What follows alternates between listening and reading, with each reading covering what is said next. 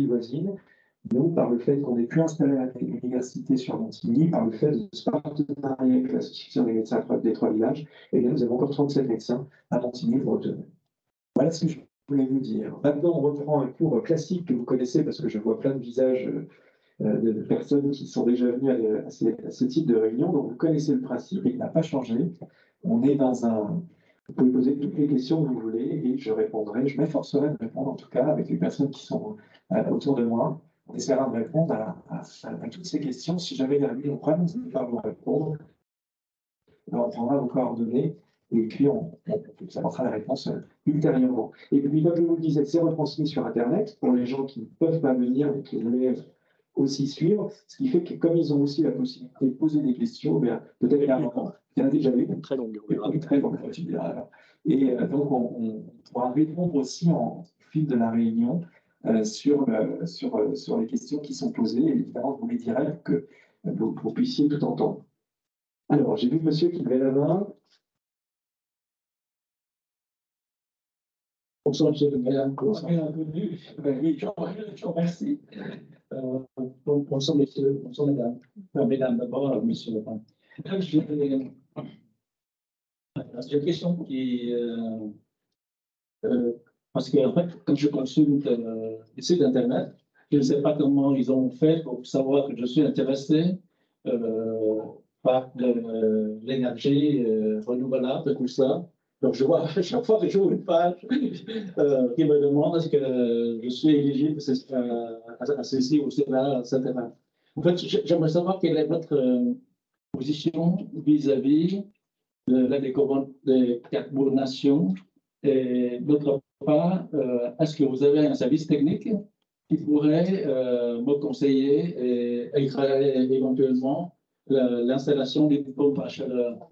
Parce que là, bon, j'ai vu que le panneau solaire après,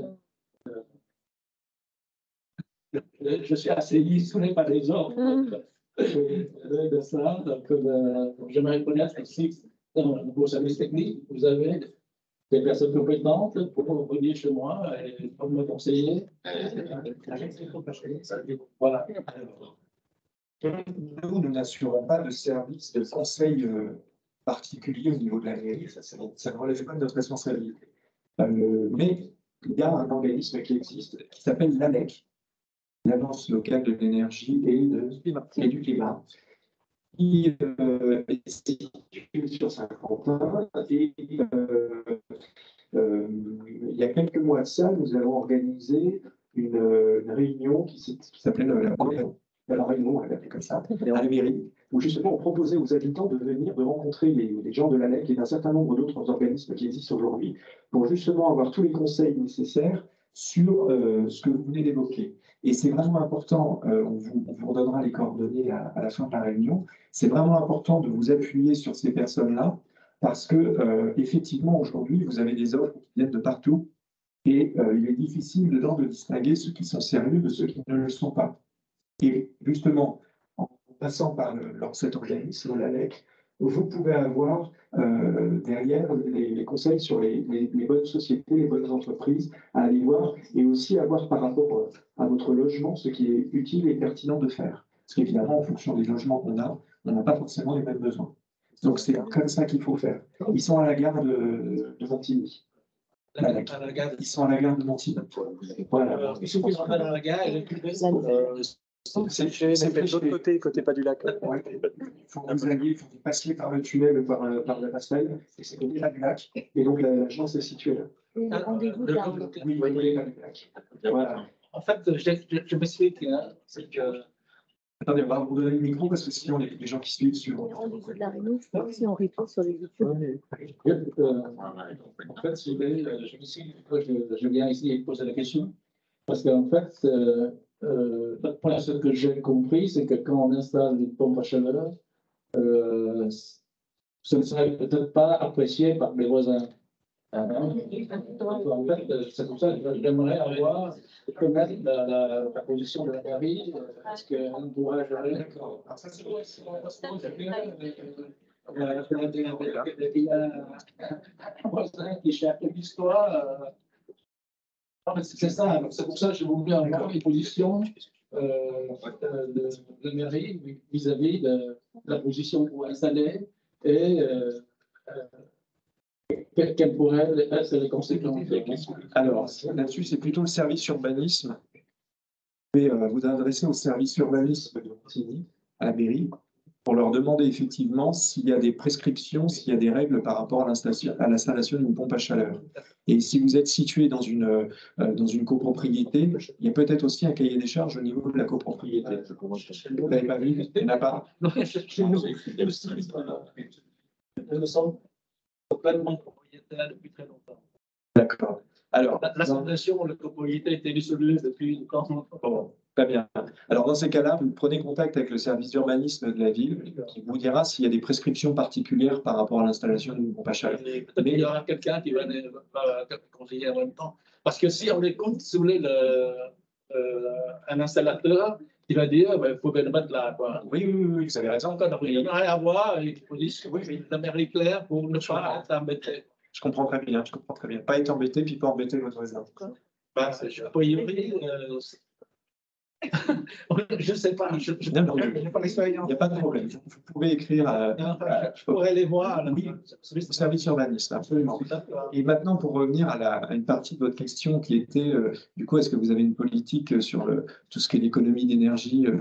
Alors, j'évoquais l'exemple de ce bâtiment que nous avons réhabilité et sur lequel, justement, il y a une réhabilitation thermique extrêmement importante. De la même façon que nous avons réhabilité des écoles, nous avons réhabilité une maison de quartier depuis le début de ce mandat, que là, nous sommes en train de lancer aussi la réhabilitation thermique d'une crèche au centre-ville, la crèche Comtesse de Ségur, et que nous allons aussi lancer, nous sommes dans la phase administrative pour lancer les travaux de la rénovation thermique du gymnase Pierre de Coubertin. Gymnase Pierre de Coubertin, c'est le 3e équipement le plus consommateur d'énergie sur la ville. Les 3 bâtiments les plus énergivores de la ville, c'est l'hôtel de ville. C'est un peu compliqué celui-là pour le réhabiliter, il faudra qu'on trouve d'autres solutions. Le 2e, c'est le centre aquatique. Enfin, le premier, le 1, c'est le centre aquatique. Le 2e, c'est la mairie. Le 3e, c'est Coubertin. Donc, on va faire ces travaux sur Pierre de Coubertin pour le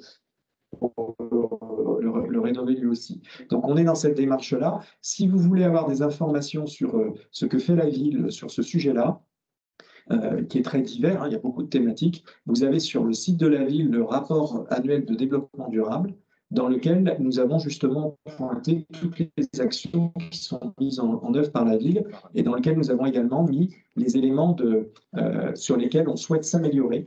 Et donc, nous avons mis des critères de façon à ce que l'on puisse se dire, ben voilà, aujourd'hui, nous en sommes là, et à la fin du mandat, on voudrait avoir atteint tel objectif. Donc, je ne vous le détaille pas ce soir, mais il y a beaucoup de démarches. En tout cas, ce qu'on a pu voir, c'est que, comme je vous le disais tout à l'heure, on a, et là-dessus, je tiens à saluer Claude Pillin, qui est là, donc notre ancien directeur des services techniques, qui n'a pas attendu ces dernières années pour se soucier des économies d'énergie, mais qui a fait ça il y a très très longtemps, et donc qui depuis très longtemps, je pense à la réhabilitation de l'école Marie-Noël, par exemple, ça fait au moins 15 ans.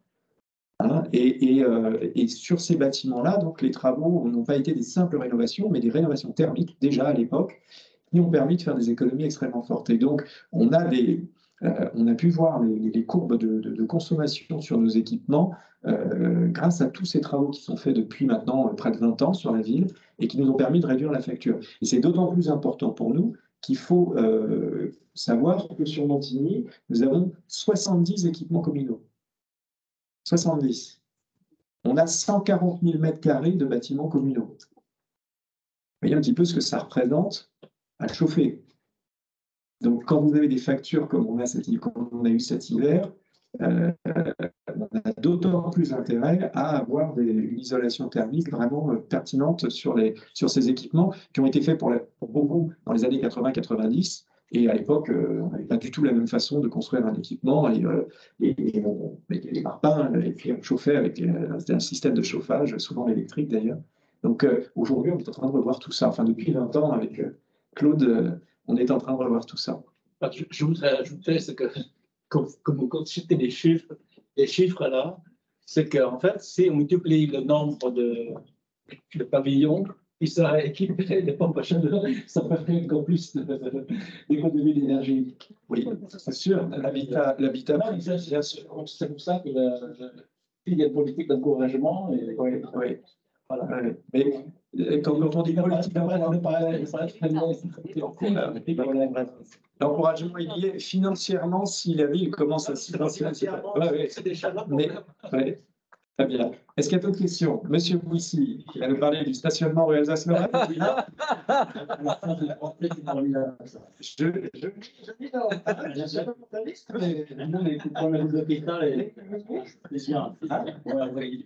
Oui, on est d'accord. Pour les gens qui ne connaissent pas, linguistique, j'étais un ancien élu du conseil de quartier du village. À l'époque, en 2018, on a fait un constat, c'est que dans la rue Alsace-Lorraine, entre le numéro 1 et 47, il y a un problème de stationnement. On n'a pas de trottoir, donc aujourd'hui, on marche dans la rue et les voitures sont sur le trottoir. Pour vous expliquer, il y a un problème quand même. On se fait sur une infraction quand je marche dans la rue, les voitures sont en infraction. Donc, à l'époque, il y a eu un compte rendu qui a été fait, que vous connaissez, que M. Antoine vous connaît aussi, parce qu'on a échangé. Je suis aussi Nicolas Chaudot, et puis après, il a eu la gentillesse de venir sur place constater. C'était pas difficile. Il est venu, M. Nicolas Chaudot est venu. On a dit, écoutez, tous les deux, on prend chacun un trottoir. On ne peut pas. Okay. Donc, à l'époque, c'était Philippe Brunel, pour lequel vous pensez aujourd'hui, qui a investi. Il a vraiment visité 44 maisons. Bon, quand on sait que les maisons de ce quartier-là, c'est 2 places de stationnement par maison, donc le potentiel 44 maisons, ça fait 88 places de parking. Et l'enquête a révélé par Philippe Brunel, qui a fait toutes les maisons, il y avait 66 places. Donc, il y a des gens qui ne garent pas devant chez eux, qui garent. Par l'autre côté, il y a des gens qui ont fait des choix de faire des caves où ça va manger plein la porte. Je dirais que la dérive ne fait pas loi. Aujourd'hui, on a un vrai problème dans la rue de stationnement, en sachant qu'en plus, c'est pas aux normes, mais ça, je pense que ça viendra. On passera à un trottoir réglementaire 40. Mais aujourd'hui, moi, je galère pour rentrer chez moi, et je ne suis pas seul. Donc, je sais que le problème a été très bien réglé rue de Bretagne, sur un appel anonyme à la police nationale. Et la rue de Bretagne, c'est un exemple. C'est nickel, il n'y a pas de voiture sur le trottoir. Seulement, il y a des voisins qui se parlent. Ah oui. Voilà. Parce qu'il y a quelqu'un qui est soupçonné, il paraît que ce n'est pas lui, c'est un autre. C'est pas ça. Moi, j'ai une voisine qui va appeler la police nationale, je lui dis non, c'est pas la peine. On va quand même essayer sur les problèmes. Ça date depuis 2018 quand même. Donc, il y a un compte rendu qui a été fait au conseil de quartier. Et aujourd'hui, j'ai eu des échanges avec M. Antoine Bourg, qui m'a proposé gentiment, fin août, de venir participer à une réunion technique. Il m'a oublié fin d'année. Il n'y a pas eu la réunion. Comment? La réunion n'a pas eu lieu. Il n'y a pas eu Changement de DSP. Ah bah oui, il fallait pour voilà. Aujourd'hui, il y a une infraction, tout le monde a une infraction, les voitures, les piétons. Voilà. Et hier soir, je n'ai pas fait la photo, mais c'était triste. Il y avait une voiture dans la rue et il y avait quelqu'un qui était sur un fauteuil roulant électrique et qui était aussi en galère dans la rue. Et ça, c'est assez fréquent. Voilà. Donc aujourd'hui, moi je pense que la solution n'est pas très compliquée. Il y a 2 côtés de stationnement alternés qui ne servent à rien. Donc, dans la proposition du compte rendu de l'époque en mars 2018, c'était de couper, de supprimer ce stationnement alterné qui ne sert à rien, ce n'est pas possible. Ensuite, de faire un marquage au sol, on va dire, en théorie, pour voir ce que ça fait. Et pour voir s'il y a moyen, parce que ce n'est pas facile, je reconnais, on peut peut-être faire qu'un seul trottoir ou 2. Mais on peut aussi passer, ça serait une innovation, cette rue à 20 à l'heure. C'est-à-dire que tout le monde peut cohabiter, les cyclistes, les piétons, les voitures. Voilà, ça c'est un plan. Mais on ne peut pas arrêter comme ça.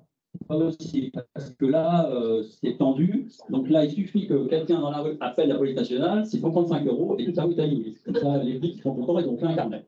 Donc on en est là. Alors, monsieur le maire. Vous l'avez dit, c'est que je merde. C'est que je merde tout cela. On a ce problème dans toutes les résidences, dans beaucoup de résidences de Montigny-le-Bretonneux. Et c'est vrai que moi, je suis toujours très réticent à intervenir parce que globalement, même si ça n'est pas parfait, ça fonctionne. Et quand on commence à vouloir réglementer le stationnement, alors je ne parle pas de les rues, les grandes rues, etc. Je parle vraiment à l'intérieur des résidences. Et il y en a beaucoup à Montigny. Quand on commence, non mais c'est un peu pareil, on n'est pas dans la première partie de la rue Alsace-Lorraine, mais dans la deuxième, qui est beaucoup plus étroite, etc.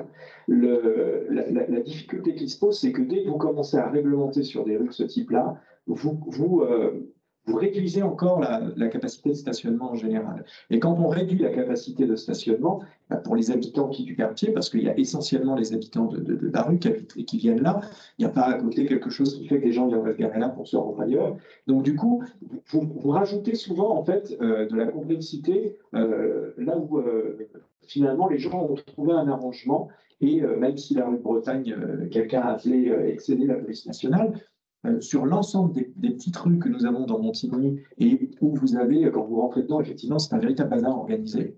Mais finalement, c'est un bazar qui fonctionne. Alors, je sais que ça ne convient pas quand je dis ça, mais il y a une chose, parce que je ne crois pas qu'il y ait de solution simple dans votre rue pour réglementer. J'ai vu tout ce que vous avez proposé, mais je ne crois pas qu'il y ait de choses simples. Par contre, il y a une chose que vous venez de dire, à laquelle moi je suis absolument, je veux dire à l'inverse, pas défavorable, c'est le fait de pouvoir passer des voies à 20 à l'heure.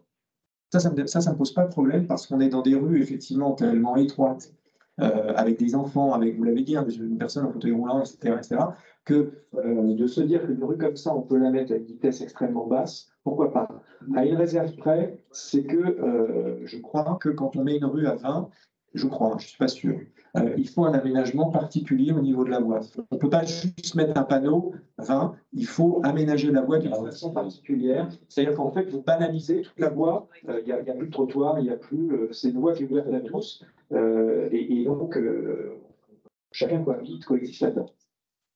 Mais ça, on peut regarder cette histoire de 20 à l'heure, pourquoi pas. Si ça peut permettre d'organiser les choses autrement, on l'étudiera. Mais sinon, encore une fois, je vous dis, je sais que vous êtes convaincus et je l'ai lu plusieurs fois, je connais ce que vous avez fait, mais moi, j'ai vraiment cette réticence-là. Quand on organise le stationnement dans ce genre de rue-là, ce qu'on génère derrière, c'est encore plus d'insatisfaction. Oui, mais il y a quand même un problème de fond, c'est-à-dire qu'il y a des personnes qui font un choix de se garer devant chez elles, de ne pas rentrer la voiture dans le garage. C'est-à-dire qu'aujourd'hui, quand une voiture, c'est partout. Oui, c'est partout, mais c'est une dérive. Quand vous me dites que c'est partout, ça veut dire que la dérive fait loi. La dérive fait qu'on peut le faire si on dérive. Alors moi, j'ai des voisins qui, par fainéantise, pour le faire comme ça, qui mettent devant. Moi, j'ai une voisine, elle ne rentre pas sa voiture à cause de ses chats. Enfin, j'entends tout. Non, mais si vous voulez, moi, quand je rentre le soir, je suis obligé de faire des manœuvres délicates pour rentrer chez moi. Donc moi, j'ai fait un choix d'acheter une maison où je peux rentrer et sortir librement, ce qui n'est pas le cas.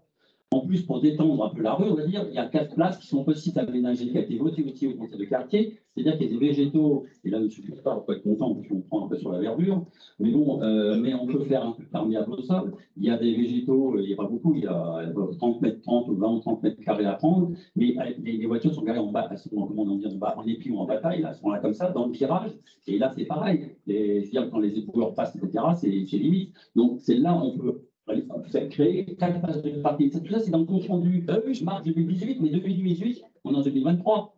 Mais, voilà. Mais je vous le dis, je vous l'explique. C'est quoi? Mais je vous dis, moi, je suis très réticent à intervenir sur ce genre de rue.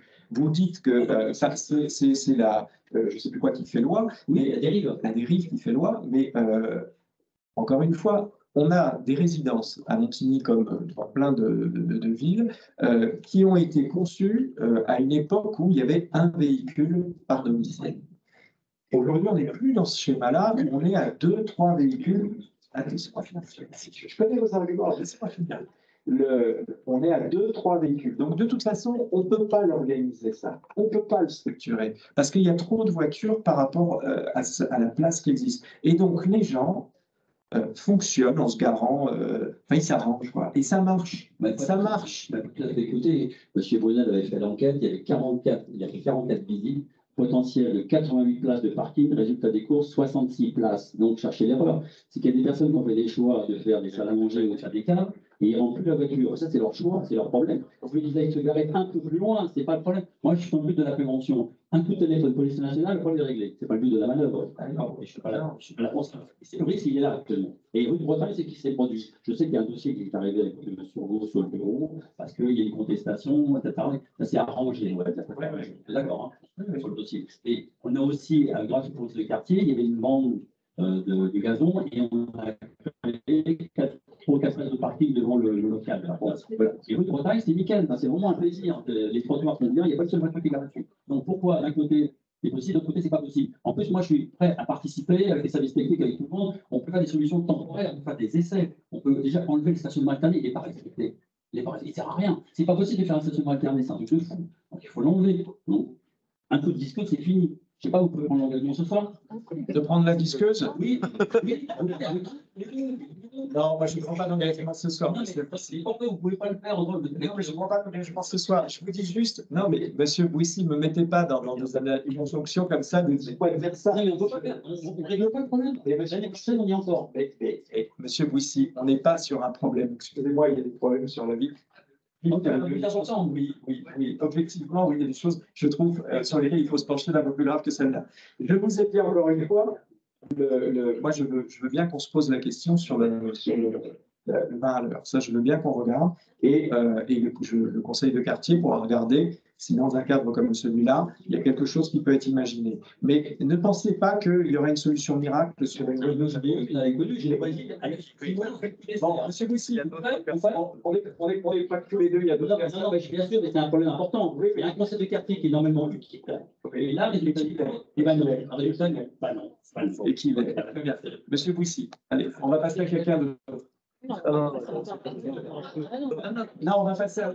Non, attendez. Non, je vais juste une question. Quel est le nom de votre résidence? C'est plus une résidence, il y a une rue qui est... C'est plus une résidence, c'est une rue, c'est une résidence. C'est le village Saint-Martin autrefois, mais c'est plus une résidence. C'est le village Saint-Martin. Le village Saint-Martin, mais c'est plus une résidence, c'est une rue normale. Je vous assure que nous, je suis hier, il y a plein de voitures et en fait, tous les habitants s'arrangent pour rouler et s'écarter et automatiquement rouler à 15 à l'heure. Voilà, exactement. Alors, il y a des mains tendues là. Il y a madame là. Bonsoir madame. Le croisement de la rue République avec la piste cyclable de avenue du Parc est très dangereuse. Personne ne respecte le code de la route. C'est aux voitures de s'arrêter. Les trottinettes, les vélos, même les familles avec des enfants traversent sans mettre pied à terre. Et un jour qu'il y aura un drame, ce sera trop tard. Je pense qu'il faudrait mettre des barrières pour éviter la traversée de la route République. Alors, c'est un vrai sujet. Là, pour le coup, c'est un vrai sujet de sécurité. Pas spécifiquement, je trouve. Il peut se poser en sortie de la rue de la République. Je passe souvent par là. Moi, je vois ce que vous voulez dire, mais encore à cet endroit-là, on a une certaine visibilité tout de même. Mais il y a d'autres endroits où on voit un peu moins. Mais le vrai problème que vous soulevez, effectivement, c'est le fait qu'aujourd'hui, avec le développement des mobilités, de vélos, de trottinettes, etc., tous les appareils, là, les prises qui vont toutes seules, etc., on a une confrontation de différents modes de déplacement et c'est pas simple de réglementer le bon fonctionnement des uns et des autres. Et on est encore un peu dans une période, c'est encore un peu le Far West pour l'instant, c'est-à-dire que les gens qui se sont mis pour un certain nombre à utiliser, pas tous heureusement, hein, mais ces moyens de se déplacer, effectivement, ne respectent pas toujours la réglementation et ça peut surprendre un automobiliste de la même façon qu'un piéton peut être surpris par un vélo, etc. etc. Je pense que ça, alors il y a des points de réglementation, il y a des points de signalisation qu'on essaye d'améliorer constamment là-dessus, mais je pense que ça passe d'abord par de la sensibilisation et de l'éducation. Parce que, voilà, la société évolue comme ça, et c'est même très bien, mais tout le monde n'a pas encore compris, fait attention aux usages de je suis avec tel moyen de déplacement, comment je dois me comporter face à un automobiliste, face à une trottinette, face à un piéton, etc. etc. Donc, c'est pour ça que là, on mise beaucoup sur l'éducation des enfants, et on a profité des Jeux Olympiques, comme on va être l'île du vélo à Montigny, pour développer le savoir rouler dans les écoles. Et donc, on a demandé au Vélo Club de Montigny-Bretonneux, il y en a un représentant qui est là, justement de chaque année prendre des classes d'enfants. Et dans ce qu'on appelle le savoir rouler, vous avez différents niveaux. Il y a l'apprentissage théorique, il y a ce qu'on fait sur un plateau, et puis après, il y a rouler en ville avec un encadrement, pour justement apprendre, je suis à vélo, comment je me comporte, comment je fais quand il y a une traversée à faire, qu'il y a des voitures, etc., etc. Et donc, on a mis en place ce savoir rouler depuis maintenant, ça fait combien, Christian, 2 ans 2 ans. 2 ans. Et j'ai appris récemment que dans cette action maintenant du savoir rouler, par l'intervention du Vélo Club de Montigny à Montigny et puis il a dupliqué ça sur Versailles, le département des Yvelines est devenu le premier département de France en enseignement du savoir rouler. Donc on en est plutôt fiers. Et je pense que c'est par ce genre de choses que nous allons pouvoir petit à petit éduquer les gens à être plus attentifs et à respecter les autres modes de déplacement sur la ville. Est-ce que quelqu'un oui, donc, nous, voilà, on est sur cette sensibilisation-là. On va faire le 13 mai prochain une journée sur la thématique du vélo à Pierre de Coubertin, où on a imaginé tout un tas d'événements, tout un tas de choses pour attirer beaucoup de familles, beaucoup de jeunes. Et à l'occasion de cette journée-là aussi, on délivrera beaucoup de messages d'information sur les précautions, les règlements, ce qu'il faut respecter. Une trottinette, elle a le droit de rouler là, mais qu'elle n'a pas le droit de rouler là. Que quand on est à vélo, on doit s'arrêter quand on traverse une rue, etc., etc. Donc, on travaille énormément là-dessus pour justement faire en sorte que petit à petit, ces nouveaux usages qui vont prendre de plus en plus d'importance se fassent de la bonne façon et qu'on sache coexister les uns les autres. Là encore, on revient, c'est un peu le même sujet. On est dans une ville relativement dense, beaucoup d'habitants. Et il faut savoir coexister les uns avec les autres. Et moi, je pense que c'est vraiment sur l'éducation qu'on peut le faire.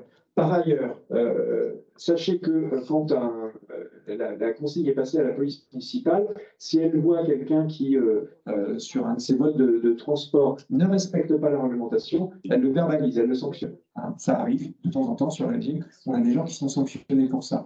Donc on fait attention à ça. On a pour l'instant, depuis que le système des trottinettes s'est mis en place, à peu près pas d'accident. Donc, vous avez, vous disiez tout à l'heure, sur la rue de la République, un sentiment de dangerosité. Je ne conteste pas. Mais quand on regarde les faits, le nombre d'accidents réels qu'il y a pu y avoir à cet endroit-là, à ma connaissance, à cet endroit-là, en tout cas, j'en ai pas vu dans les rapports. En fait, oui, exactement. Ben oui, je fais comme vous, je m'arrête le matin parce que je veux m'assurer qu'il fasse ça. Et finalement, vous voyez, c'est encore ça. Alors, c'est pas très satisfaisant, mais voilà, on est tous un peu vigilants et c'est comme ça que ça se passe aussi pour faire en sorte que ça se passe bien. Par contre, j'ai remarqué une chose à Montigny et je l'ai déjà évoqué dans une autre réunion publique, mais je trouve que en général, les automobilistes dans les rues de Montigny, quand ils voient des personnes qui arrivent au bord d'un passage piéton, je trouve que les Ignimantins sont plutôt respectueux. Et généralement, les gens s'arrêtent. Et ça, je trouve que c'est plutôt bien. Hein. C'est tout à l'honneur des habitants de Montigny. On est plutôt respectueux côté piéton. Après, ce qui est compliqué, vous avez raison, c'est la cohabitation avec les vélos et les trottinettes. Pas parce que ce sont de mauvais moyens de transport, au contraire, mais juste parce que je pense qu'on n'a pas encore complètement l'habitude de les voir et de fonctionner avec eux en même temps que les voitures. Voilà. Mais vous voyez, on est dans l'apprentissage, dans l'éducation des enfants, de façon à ce que justement, petit à petit, tout ça se normalise. Une autre question, Monsieur Laurencin.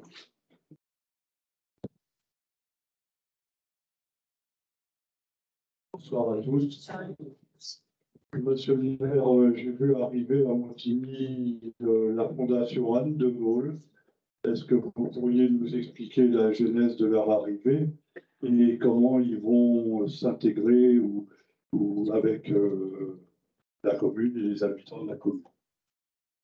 Oui, alors effectivement, on a l'immense satisfaction d'accueillir la Fondation Anne de Gaulle à Montigny. En fait, ça s'est passé, c'était en tout début de mandat. J'ai eu l'occasion de rencontrer à la communauté d'agglomération le président de la Fondation Anne de Gaulle, qui normalement devait aller sur un autre terrain ailleurs, et puis le terrain, finalement, ça ne marchait plus, c'était plus possible. Et donc, il a échangé avec moi en me disant, voilà, je ne sais pas quoi faire, et j'ai des financements qui sont conditionnés par une date d'installation. Et je lui ai dit, écoutez, moi, je serais ravi que vous veniez sur Montigny, parce qu'il y a une politique sur le handicap à Montigny qui est très forte depuis toujours. Hein, on sait tout ce que Nicolas Bou a porté sur le sujet. Et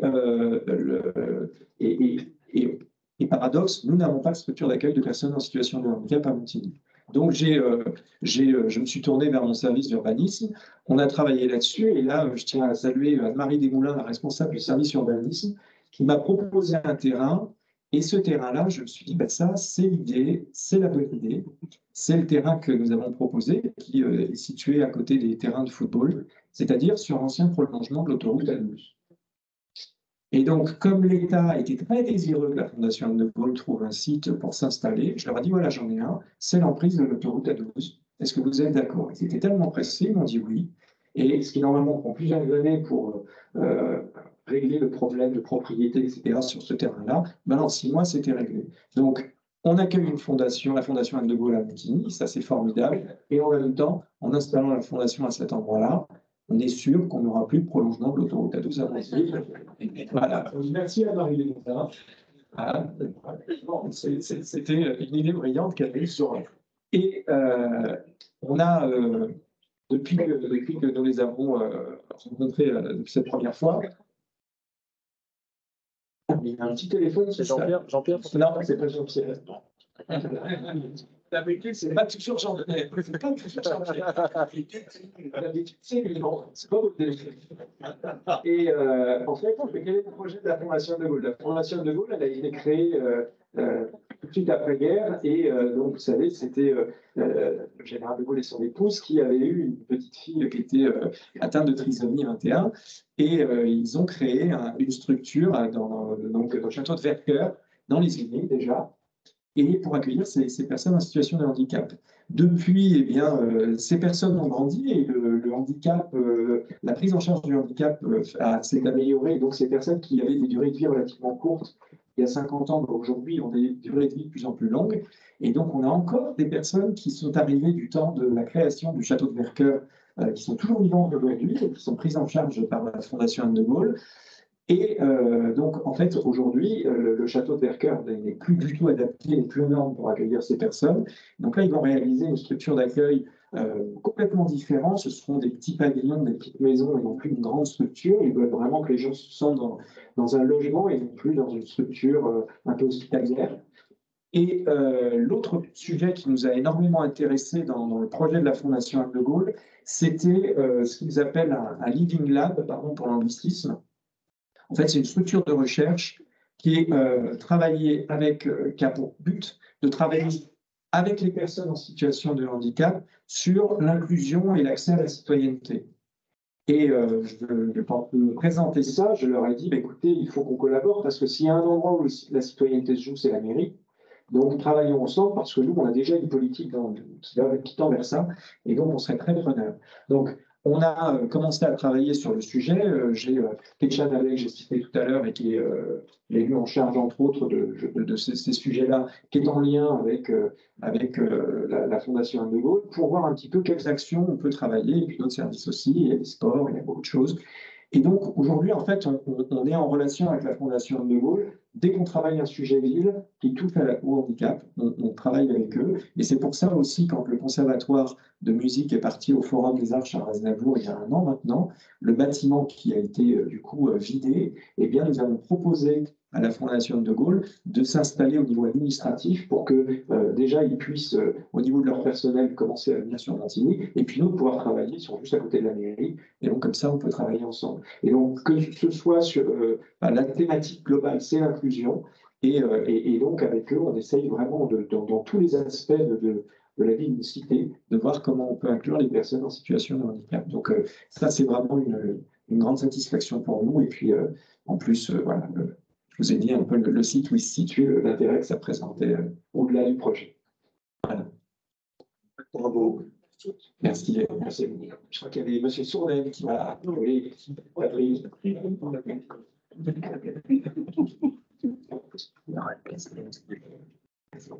Bonjour, monsieur le maire.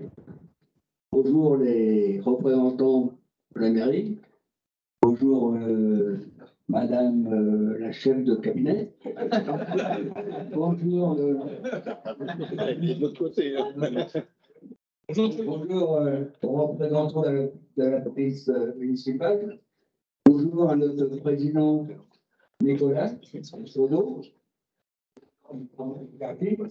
Donc, je vais me présenter au niveau des habitants pour ceux qui ne connaissent pas. Il y a certains qui connaissent, bien entendu. Donc, je suis M. Tournel. Je suis Patrick. Tu as raison. J'avais 32 ans, je suis élu dans les conseils de quartier. Auparavant, j'étais élu au Pré. C'est pour ça que j'ai mis un petit clin d'œil sur les États-Unis pour les réhabilitations entre les Prés et les Sauveries. Un petit clin d'œil personnel, monsieur le maire. Et ça fait deux mandats que je suis au village. Pour le deuxième mandat, c'était facile. Il n'y avait pas de représentants. Les techniques, donc pas de vote. Donc j'espère que le prochain mandat, il y aura des jeunes, des jeunes qui sont capables d'être au conseil de quartier. En plus, c'est enrichissant. En plus, j'aurais dépassé largement la limite d'âge. Donc, je vais arrêter. Donc, avant de mettre ma question rapidement, Pas trop ton micro, Patrick, parce que ça grésille. je n'ai pas l'habitude comme vous, comme toi.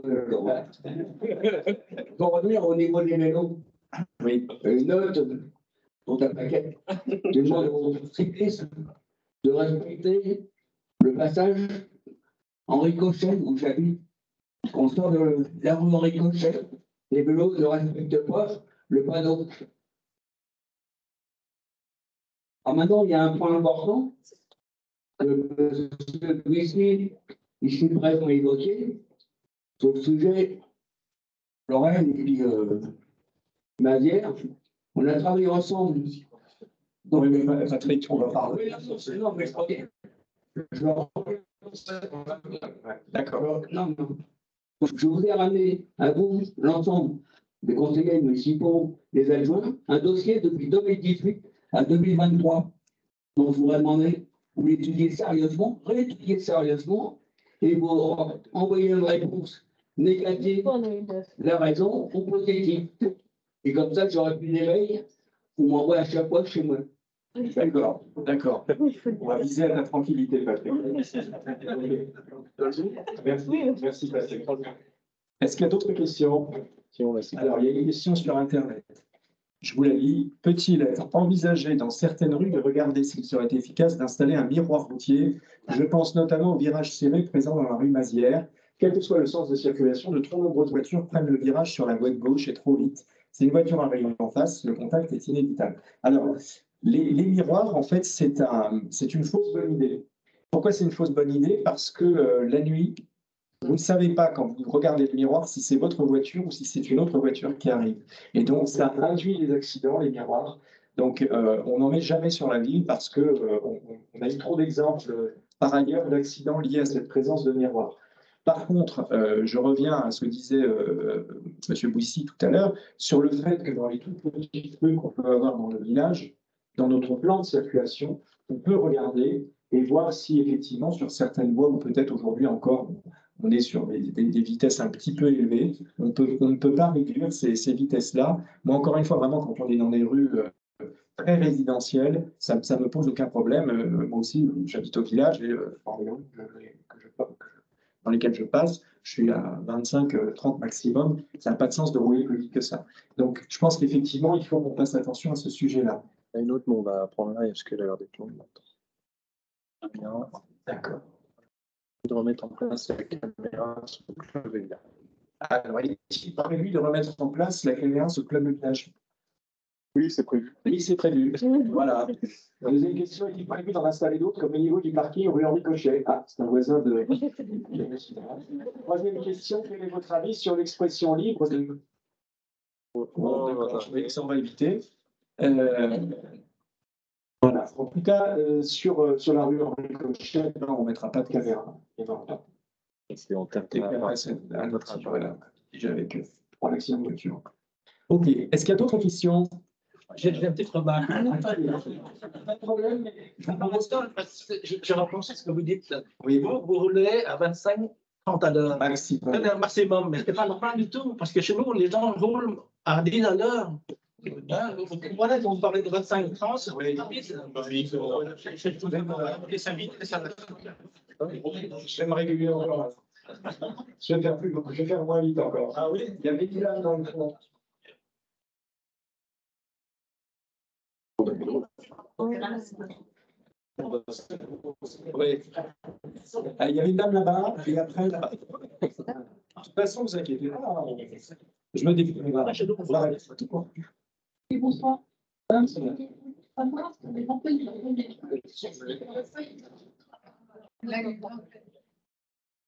y a deux campagnes qui vont se retrouver au niveau du village, au niveau de village.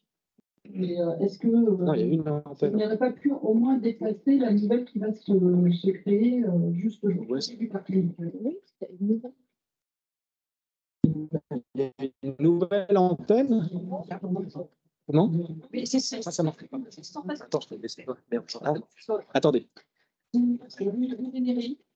Alors, l'antenne qui va se mettre au dessus de l'immeuble, il y en a une qui est déjà Oui, d'accord. là. Oui. On n'aurait pas pu trouver un autre produit pour l'installer. Non, parce qu'en fait, on est sur des dispositifs qui sont sur 4G et maintenant qui préparent la 5G et où en fait, on est sur des zones d'émission beaucoup plus courtes.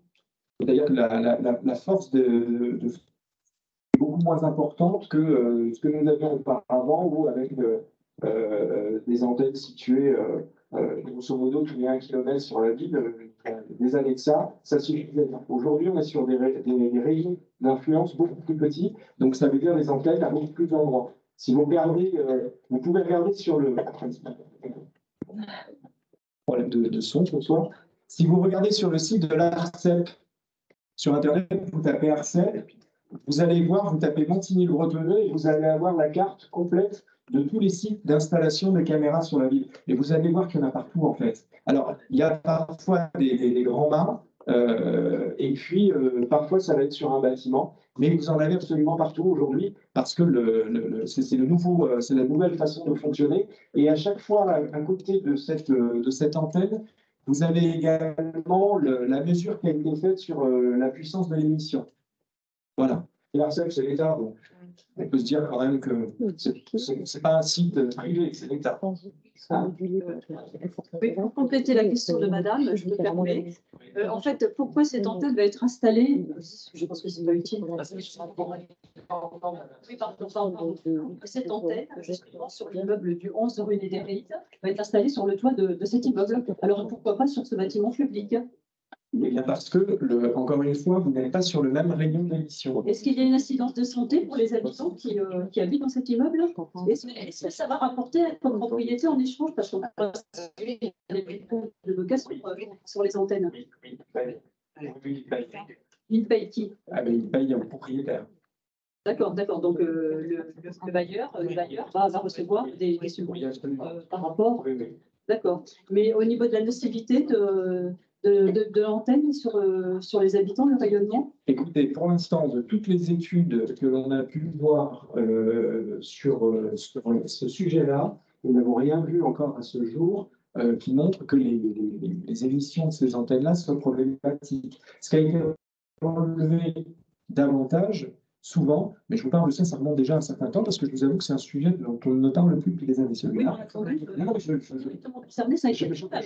en a une là, très grande, donc, qui certainement rayonne déjà sur nous, et en plus de ça, une au-dessus du toit. Mais vous avez ça en fait sur tout le Montigny, comme vous avez ça dans les villes voisines. En fait, partout où vous allez, maintenant avec les dispositifs, comme je le disais, quand vous êtes en 4G, vous êtes sur des systèmes d'antennes qui ont des émissions beaucoup plus réduites que ce que nous avions auparavant. Donc, ça veut dire que vous en avez un petit peu partout sur la ville qui sont installées.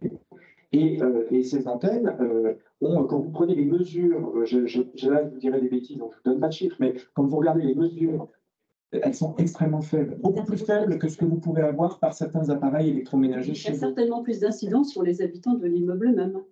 Non. Et pourquoi cette nouvelle antenne va être sur le toit d'un immeuble social et pas sur des immeubles privés? Ouais. Non, mais ça se pose comme question. Mais tout simplement parce que facile, je pense, pour un opérateur de discuter avec un bailleur, parce qu'un bailleur, il est installé partout. Et donc, il demande au bailleur, où est-ce que vous avez des bâtiments sur ta tête? Puis le rejet que j'ai entendu, ça veut dire que personne n'en veut. Non, je ne crois pas. Voilà. Je n'ai pas compris ça, moi. Mais On nous a pas demandé. vous avez un téléphone portable, madame? Ben, comme tout le monde. Si vous voulez qu'il fonctionne, votre téléphone. Oui, mais enfin, il y a toujours des gens qui sont sacrifiés pour les autres. Mais non, madame. Mais non, madame. Mais alors, n'ayez pas votre téléphone portable. Si vous avez un téléphone portable, vous attendez à capter quand vous appelez avec votre téléphone portable. Pour que vous captiez avec votre téléphone, c'est qu'il faut qu'il y ait une antenne à proximité, sinon ça ne fonctionne pas. Par contre, encore une fois, ce que je vous dis, c'est que le taux d'émission de fréquence que vous avez au niveau de ces antennes, quand vous regardez les seuils admissibles, tolérés, et le taux d'émission, il est infime. C'est-à-dire qu'il n'est pas au niveau maximum, il n'est pas à moitié, il est encore beaucoup plus bas. Donc on est sur des... Madame, et c'est le cas, c'est ce que je vous dis, c'est le cas. Si vous allez sur le site de l'ARCEP, vous regarderez et chaque antenne fait l'objet d'un contrôle et d'une mesure quand elle fonctionne. Et donc, oui, ah oui, oui, oui. Il y a des obligations légales pour ils sont obligés, ils sont tenus. Et donc, vous savez, rappelez-vous, parce que, encore une fois, je vous le dis, ça faisait des années que je n'avais pas entendu ce genre de questions, mais j'ai souvenir, il y a 20 ans, de l'inquiétude des gens autour de l'installation des antennes sur ventilo photonneux. Et à l'époque, du coup, nous étions tournés vers l'ARCEP pour leur demander comment ça fonctionnait. Et effectivement, on avait pu voir que les antennes que vous avez dans les rues ont des taux d'émission qui sont souvent bien plus bas, bien plus faibles que les appareils que vous avez chez vous. Et nous avions pu voir également que ces antennes étaient contrôlées. Alors, je ne vous dirai pas la fréquence, parce que là, je n'aime pas dire de bêtises, mais c'est régulier. C'est régulier. Voilà. Et à ce jour, maintenant, on commence à avoir un petit peu de recul tout de même sur le téléphone portable, parce que ça fait maintenant plusieurs décennies qu'on a des téléphones portables. Et à ce jour, on n'a pas relevé de problématiques de santé publique liées à ces antennes dans les villes. On ne l'a pas remarqué. Donc, j'entends votre inquiétude, mais il n'y a pas d'élément. Oui, oui, mais en face, il n'y a pas d'élément objectif pour dire que vous ayez raison. À ce jour, on n'a jamais rien trouvé qui prouve que ça posait un problème de santé. Voilà. Alors, si je peux me permettre, j'ai le deuxième thème à aborder. Mais la dame qui posait une question, est-ce que vous aviez une autre question ou pas, ou c'était... D'accord. Si je peux me permettre, quand on parlait d'économie d'énergie, oui, pardon. La façade là, du club de village est très éclairée le soir avec de nombreux spots blancs. Et il faut quand même penser aux gens qui habitent en face. Il y a des chambres et c'est quand même assez gênant. Dans le cadre de l'économie d'énergie, je trouve qu'il y a beaucoup de spots blancs, vraiment qui sont...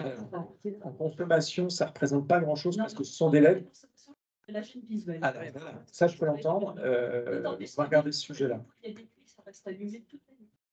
Ça, c'est pas normal. Logiquement, l'idée, c'est qu'à la fermeture du site, ça s'arrête. Oui. Je veux dire que non, je peux. L'idée est celle-ci. Regardez ça, alors, madame. Merci de nous avoir donné cette Si information. on pouvait mettre un peu moins de spots, quand même, d'autant plus que l'entrée, les gens ne rentrent pas par l'entrée, mais sur le côté. Donc, pourquoi c'est autant éclairé sur les deux points? Très bien. On va regarder ce point d'éclairage, madame. Je vous en prie. Il y avait une dame par là-bas. Monsieur après, d'accord. Celle-ci, là. Ah, oui. Bonjour, monsieur le maire. Voilà. J'habite sur les copropriétés récentes qui sont juste derrière. Oui. Sur le problème des miroirs, j'ai compris votre argument sur la lumière dans les rues parce qu'on confond les feux. Par contre, nous, on a demandé un miroir sur les sorties de parking. En particulier, avenue du Manet, à sortie de parking, une piste cyclable. Quand on sort d'un parking, on est sur une rampe. On a beau être ou pas, on ne voit pas. Les cyclistes ne font pas attention, ils sont à fond, parce que c'est bien droit, là, l'avenue du Manet. Et donc, on nous l'a refusé, en nous disant la mairie refuse systématiquement les miroirs. Oui. Et là, c'est un problème de sécurité. Alors, c'est toujours un problème de sécurité. Mais comme je vous le disais, d'abord, quand vous avez un vélo, vous ne le voyez pas forcément, même avec le miroir, pas plus une trottinette. Encore une fois, le miroir vous donne le sentiment, si jamais il y a un véhicule qui arrive, si vous voyez les phares, vous ne savez pas si ce sont les vôtres ou si ce sont les feux d'une autre voiture. Et donc, même en sortie de résidence comme ça, quand vous montez, en fait, ça vous oblige à monter très doucement et être très attentif quand vous sortez. Je comprends que ça vous... Oui, ça rejoint le problème. Les vélos, ils n'ont pas de phare. Hein, donc... Non, c'est ça que je vous dis. Donc, de toute façon, le miroir, vous ne les verrez pas. Mais par contre, ça revient à ce qu'on évoquait tout à l'heure. C'est dans les usages entre les uns et les autres, où aujourd'hui, il faut vraiment qu'on travaille cet aspect éducation. Vous voyez, ça, typiquement, c'est le genre de questions, il y a 10 ans, qu'on n'avait pas dans les réunions publiques. Et là, c'est la 4e réunion ce soir, et à chaque réunion, depuis un mois, un peu plus d'un mois maintenant, on a eu cette situation de la confrontation des vélos et des voitures. Donc, encore une fois, là, je n'ai pas de réponse immédiate à vous apporter parce que c'est un problème qui est très important et qui nécessitera du temps. Mais par contre, effectivement, là, pour moi, je mise tout sur à la fois, évidemment, la signalétique quand elle montre, d'en rajouter, mais surtout dans l'éducation des personnes. On a déjà fait plusieurs fois des journées vélo, on fait des articles dans le journal, on va faire des communications sous différentes formes aussi sur les réseaux sociaux parce qu'on sait que les jeunes sont plus sensibles à ça, pour bien leur expliquer qu'il faut toujours être très vigilant quand on passe. Quand il y a une sortie de parking, par exemple, il faut ralentir, il faut faire attention. Bon, écoutez, j'espère qu'il n'y aura pas d'accident d'ici là. Franchement, quand on est sur une rampe, on a beau monter doucement, on est sur une rampe, on est forcément pas penser, et on se fait de belles frayeurs. Oui, je sais, j'en suis conscient. Mais devant une des sorties sur l'avenue du Manet, moi, ce que j'ai vu, c'est un accident de vélo, c'était un gamin qui s'est pris un des potelets, justement, qui sont autour de vos sorties de parking. Vous voyez, il y a des petits potelets là. Oui. Et le garçon était avec ses parents, il n'a pas fait attention, il a accroché le potelet avec sa cuisse et il s'était bien blessé. Mais par contre, là encore, et je sais que quand je te réponds ce genre de choses, c'est pas, ça ne répond pas à ce que vous dites, mais moi, encore une fois, en tant que responsable, je m'appuie d'abord sur les faits et on n'a pas d'accidents de ce type sur la ville où ils sont extrêmement rares. Donc, ça prouve que finalement, les gens font d'abord que la rue n'est pas dangereuse, et puis ensuite que les gens, globalement, font quand même suffisamment attention pour qu'on n'ait pas ce type d'accident. Voilà. Mais c'est un sujet aujourd'hui qui se pose à nous et auquel il faut répondre, ça c'est sûr. Et j'avais une deuxième question qui est très terre à terre, qui revient certainement très souvent, c'est les déjections canines sur le quartier. Alors, en particulier, le petit espace vert qui est très joli, avec la double rangée d'arbres, mais qui est la salisette de tout le quartier. On n'a pas, non, là, ici, juste rémunéré, où on n'a pas il n'y a pas de distributeur de sacs. Donc, en été, quand il fait très chaud, les personnes qui ont les balcons ou les fenêtres sur cet espace vert en sont gênées tellement il y a des déjections canines et que les odeurs sont fortes. Et il n'y a pas de distributeur de sacs à proximité? Non, j'ai fait une demande à une certaine époque, on m'a dit qu'il n'y avait plus de budget, donc... Vous avez fait ça? Nous, en tant que conseil syndical de la copropriété, on a recommandé à nos copropriétaires de tirer un peu sur la laisse et d'aller jusqu'au bois voisin et puis de ramasser. Mais bon, tout le quartier est bien, il y a cet espace agréable, c'est un petit gradin, ça se prend. On n'a pas un budget extensible, on aura les moyens de mettre à Sacobat si on va le faire. Et puis de temps en temps, de refaire une campagne de sensibilisation. Emmène ton chien, le ramasse. Bon. On le fait régulièrement. Mais là, c'est pareil, hein, vous voyez, depuis tout à l'heure, ce dont on parle, c'est d'éducation. Hein. L'éducation. Hein. Et en fait, c'est à la collectivité, finalement, de mettre en place des dispositifs pour pallier au manque d'éducation d'un certain nombre de personnes. C'est dommage. Et sur les chiens, donc on a mis des sacomates un petit peu partout, sauf chez vous. Et donc, j'ai noté, on va regarder ça et on va vous mettre un distributeur à proximité. Mais là aussi, nous, on fait de la sensibilisation, mais vous avez des personnes qui sont complètement réticentes à ça, et malheureusement, et je ne vous fais pas le descriptif de ce qui se passe parce que quand on veut verbaliser, parce que c'est très long et ça nous emmènerait tard, et à la fin, il n'y a pas de résultat. Monsieur. Là, il y avait monsieur là tout à l'heure. On vient à vous après, monsieur. On dit parce que le mot budget a été lâché. Allez-y, allez-y, monsieur. C'est une question qui a été soulevée lors de l'Assemblée générale des copropriétaires de la Mare au Renard, juste à côté, et sur lesquels apparemment il y a un problème de budget. Donc vous allez me le confirmer. On a eu la chance de recevoir récemment M. Boussard pour faire une tournée suite à des problèmes d'entretien de la résidence. Et à cette occasion, il nous a informé qu'il était prévu un aménagement de la rue Henri Cochet pour pouvoir transformer ou prolonger la piste cyclable et à cette occasion de détruire le local SCR qui est en ruine, enfin, loin, et en tout cas, c'est très moche. Et la question des copropriétaires, c'est quand est-ce qu'on détruit ce local? Et on a cru comprendre que le budget n'était pas bouclé. Donc, est-ce que vous pouvez me confirmer? Alors, on a Bruno Boussard. Oui, on revient à vous, monsieur, ne vous inquiétez pas. Mais Bruno Boussard va vous répondre. Oui, il y a le budget, il y a même. Il y a effectivement ce projet-là, l'aménagement d'une piste cyclable, et on profite de la réfection de la piste cyclable en la doublant et en aménageant une voie piétonne à côté sur toute la rue Cochet pour rejoindre le plan des limites. Et on profite de cet aménagement pour faire une bifurcation, pour rejoindre la piste cyclable sur la RD 36, sur la rue de Kiev, ce qui est censé. Et une deuxième bifurcation, puisqu'on vient de livrer en tout neuf, que les cyclistes puissent y rendre en toute sécurité.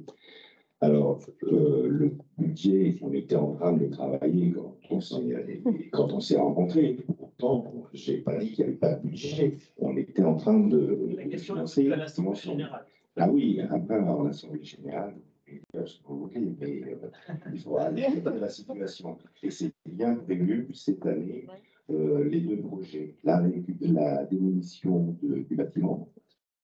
J'ai demandé au service qui vous contacte avant la démolition que vous puissiez récupérer vos archives comme vous l'avez demandé. Et on fera aussi la piste cyclable cette année. Le tracé est fait. Tu nous as fait une proposition qu'on a actée avec le directeur des services techniques qui est le directeur de la voirie. Et ça sera pour cette année. Bonne nouvelle. Voilà, c'est bien, une bonne nouvelle. Hein. Et vous avez donc une deuxième question. Vraiment pour Marie Clocher. La deuxième question, elle concerne l'état de la voirie, justement, dans le square, la rue de la Grenouillette principalement, dans la Marne-Rollin, et l'état de la voirie sur lequel il y a beaucoup de défauts. Il y a plus de passage au sol et des places de parking, même s'il y en a quelques-unes qui sont matérialisées, très parfait, il y en a quelques-unes. Et puis, il y a un revêtement qui est très abîmé au regard des bateaux, les sorties des parkings, on a des garages. Donc, la question est également, est-ce qu'on va bénéficier de travaux, de rénovation de cette voirie? Alors là, j'ai pas de budget. Ah, voilà, vous avez fait un raccourci en fait de. Alors, donc, à ce jour, il n'y a pas de budget pour cette réflexion. Si vous avez la réponse, par contre, évidemment, si vraiment elle est abîmée en mauvais état, on va l'inclure dans la programmation. Je ne peux pas vous répondre sur la date où nous le ferons, mais nous le ferons, bien sûr. Alors, il est bien chaque année, on fait un certain nombre de voies sur la ville. On s'efforce d'entretenir le patrimoine pour que la ville reste en bon état. Et donc, voilà, on le fera aussi là, bien sûr. Il y avait, oui, madame, mais avant, je crois qu'il y avait quelqu'un. Monsieur, voilà. Et alors, vous prenez le micro, je réponds juste à une question sur Internet. Les immeubles appartenant à la société HLM à Pierre-et-Lumière, situés dans l'allée des Vergers et rue d'Alsace-Lorraine, sont très sales. De la mousse verdâtre est fixée sur les murs extérieurs. Est-il prévu de contacter le bailleur afin de procéder au nettoyage des bâtiments? Alors, sachez que dans cette résidence, nous avons proposé à des personnes qui l'ont accepté bien volontiers de créer une amicale des locataires. Je pense à Madame Scotty, si je ne me trompe pas, Madame Scotty, la présidente. Et donc, je vous invite à vous tourner vers cette personne pour voir un petit peu quelles ont été les discussions qui ont eu lieu avec le bailleur sur le sujet des façades. Il n'est pas prévu à ce jour de grosses réhabilitations. Par contre, nous avons demandé effectivement qu'il y ait quelque chose qui soit fait parce que c'est vrai que c'est pas très joli l'aspect. Donc, j'ai pas la réponse du bailleur tout de suite. Non, mais en tout cas, voilà, il y a un échange là-dessus qui se fait actuellement. Donc, je vous invite à aller vers la présidente de la résidence. Monsieur. Bonjour, monsieur le maire, bonjour tout le monde. J'ai fait des petites notes pour pas que je me gare. Et je remercie au passage les élus et surtout les bénévoles qui passent beaucoup de temps pour cette ville qu'on aime beaucoup. C'est vrai qu'ils font beaucoup de travail. Oui. La ville a de nombreux équipements qui mettent en valeur. J'aimerais, si vous voulez bien, échanger quelques instants sur le centre aquatique. Oui. Cet équipement moderne utile à bien des niveaux est à mon avis mal exploité. Je déplore personnellement trois problèmes. La baisse de la température de l'eau, trop de fermetures ponctuelles au dernier moment pour raisons techniques ou humaines, et des équipes pas assez accueillantes, démotivées et parfois incompétentes. Devant la compétence d'un maître nageur, Madame la directrice nous a proposé de retirer nos filles des cours de piscine, ce que nous avons fait. Nous déplorons l'absence d'écoute objective, l'absence d'excuses parfois agréables à entendre, et l'absence de recherche de solutions pérennes. D'autres amis nous auront remonté des critiques sur la piscine, et souvent Madame la directrice est ciblée. Plusieurs personnes qui ne se connaissent pas souhaitent en effet un changement de direction. Sur Internet, de nombreuses critiques vont dans ce sens et régulièrement des ignorantins suggèrent sur des groupes Facebook à de nouveaux habitants d'aller plutôt à la piscine de Saint-Cyr plutôt qu'à notre belle piscine. Que c'est triste, mais il n'y a pas de fumée sans feu. Monsieur le maire, je ne peux que vous encourager à faire un audit externe de la piscine. Les méthodes qui sont pratiquées ne sont pas au niveau que les habitants attendent. Certaines personnes s'y protègent. Il est temps d'y faire le ménage de printemps. Eh bien, alors, il y a des choses là-dedans auxquelles je vais répondre de manière objective par rapport à des problèmes soulevés. Par contre, il y a une chose qui me met très mal à l'aise parce que ça fait plusieurs fois que j'entends ça. Ce sont des critiques sur une personne. Alors, je ne parle pas de vous quand vous dites ça, mais pour que ces critiques arrivent jusqu'à vous, ça veut dire qu'il y a des personnes au sein de l'équipement qui s'ébanquent auprès des habitants sur des désaccords qu'ils peuvent avoir entre eux. Et ça me pose un vrai problème parce que quand on... Attendez, je réponds s'il vous plaît. Ça me pose un vrai problème parce que quand on travaille, on travaille pour une collectivité, il y a toute une organisation et si on a des problématiques, si on a des désaccords avec les fonctionnements, on s'en remet à sa hiérarchie. Il y a suffisamment de gens à l'écoute à Montigny-le-Bretonneux dans la mairie, mais on ne va pas s'épancher auprès des gens, auprès du public, pour que le public prenne parti pour les uns contre les autres. Et ça, je n'admets pas, et je ne rentrerai donc pas dans cette discussion-là ce soir, parce que ça, ce sont des problèmes qui nous regardent, et même si vous ne le savez peut-être pas, nous sommes parfaitement, vous avez évoqué un audit externe, cet audit, il a déjà eu lieu, à ma demande. Il a déjà eu lieu et les personnes qui ont pu s'épancher à nouveau sur un des membres de l'équipe ne l'ont pas dit aux habitants qu'il y avait eu un audit externe, que dans cet audit externe, il a été précisé que la plupart des agents étaient plutôt contents de la démarche et contents de la façon dont ils fonctionnaient dans le centre aquatique, y compris avec leurs responsables. Donc, ça, c'est un autre problème que nous gérons, nous. Et moi, j'ai d'ailleurs demandé à ce qu'on essaie de comprendre qui s'amusait à tenir ce genre de propos auprès des habitants, parce que ça, c'est pas professionnel. Maintenant, sur les problématiques que vous soulevez au niveau du centre aquatique, on a une situation que nous vivons effectivement depuis un certain temps, qui est liée essentiellement à la situation sanitaire que nous avons vécue. C'est-à-dire que pendant 2 ans, il n'y a pas eu en France de formation de BESAN, c'est-à-dire ceux qui ont le diplôme pour être maître nageur. Et donc, on a une carence aujourd'hui au niveau national de 6000 maîtres nageurs. Ce qui fait que toutes les piscines, pas seulement Montigny, aujourd'hui, ont un problème pour recruter des personnes pour être sur les bassins. Et que eh bien, vous avez une telle demande dans les centres aquatiques. Par exemple, en septembre, quand on a fait le forum des associations, on venait de recruter un chef de bassin. Le chef de bassin n'était pas encore venu travailler, donc il y a une problématique avec les personnes de la piscine. Mais au moment même du forum, il nous a contactés, donc nous on avait pris les inscriptions, on avait enregistré tout un tas de choses, et le jour du forum, il a dit bah, « je ne viens pas chez vous, je vais ailleurs ». Et on s'est retrouvés comme ça, avec dans le lot, c'est le cas de le dire, à ce moment-là. Et depuis, en fait, on travaille avec des vacataires qui viennent, qui sont aussi sur d'autres piscines. Et du coup, c'est très compliqué de garder une régularité sur le fonctionnement du centre aquatique parce qu'on n'est jamais sûr d'avoir un agent qui soit présent. Il nous est arrivé encore il y a 15 jours, une personne qui nous a averti le dimanche soir à 23 h je suis malade, je ne serai pas là demain matin. Donc, les premiers cours qui sont venus le lendemain matin, les premières écoles qui sont venues pour savoir nager, elles se sont retrouvées devant une porte close, on ne pouvait pas les accueillir. Et Vous n'avez pas été avertis. Ils n'ont pas été avertis. mais c'est normal, le mail, c'est normal. 23 heures payé par la ville, jusqu'à la piscine, arrivé à la piscine avec les affaires. Ah ben non, finalement. Le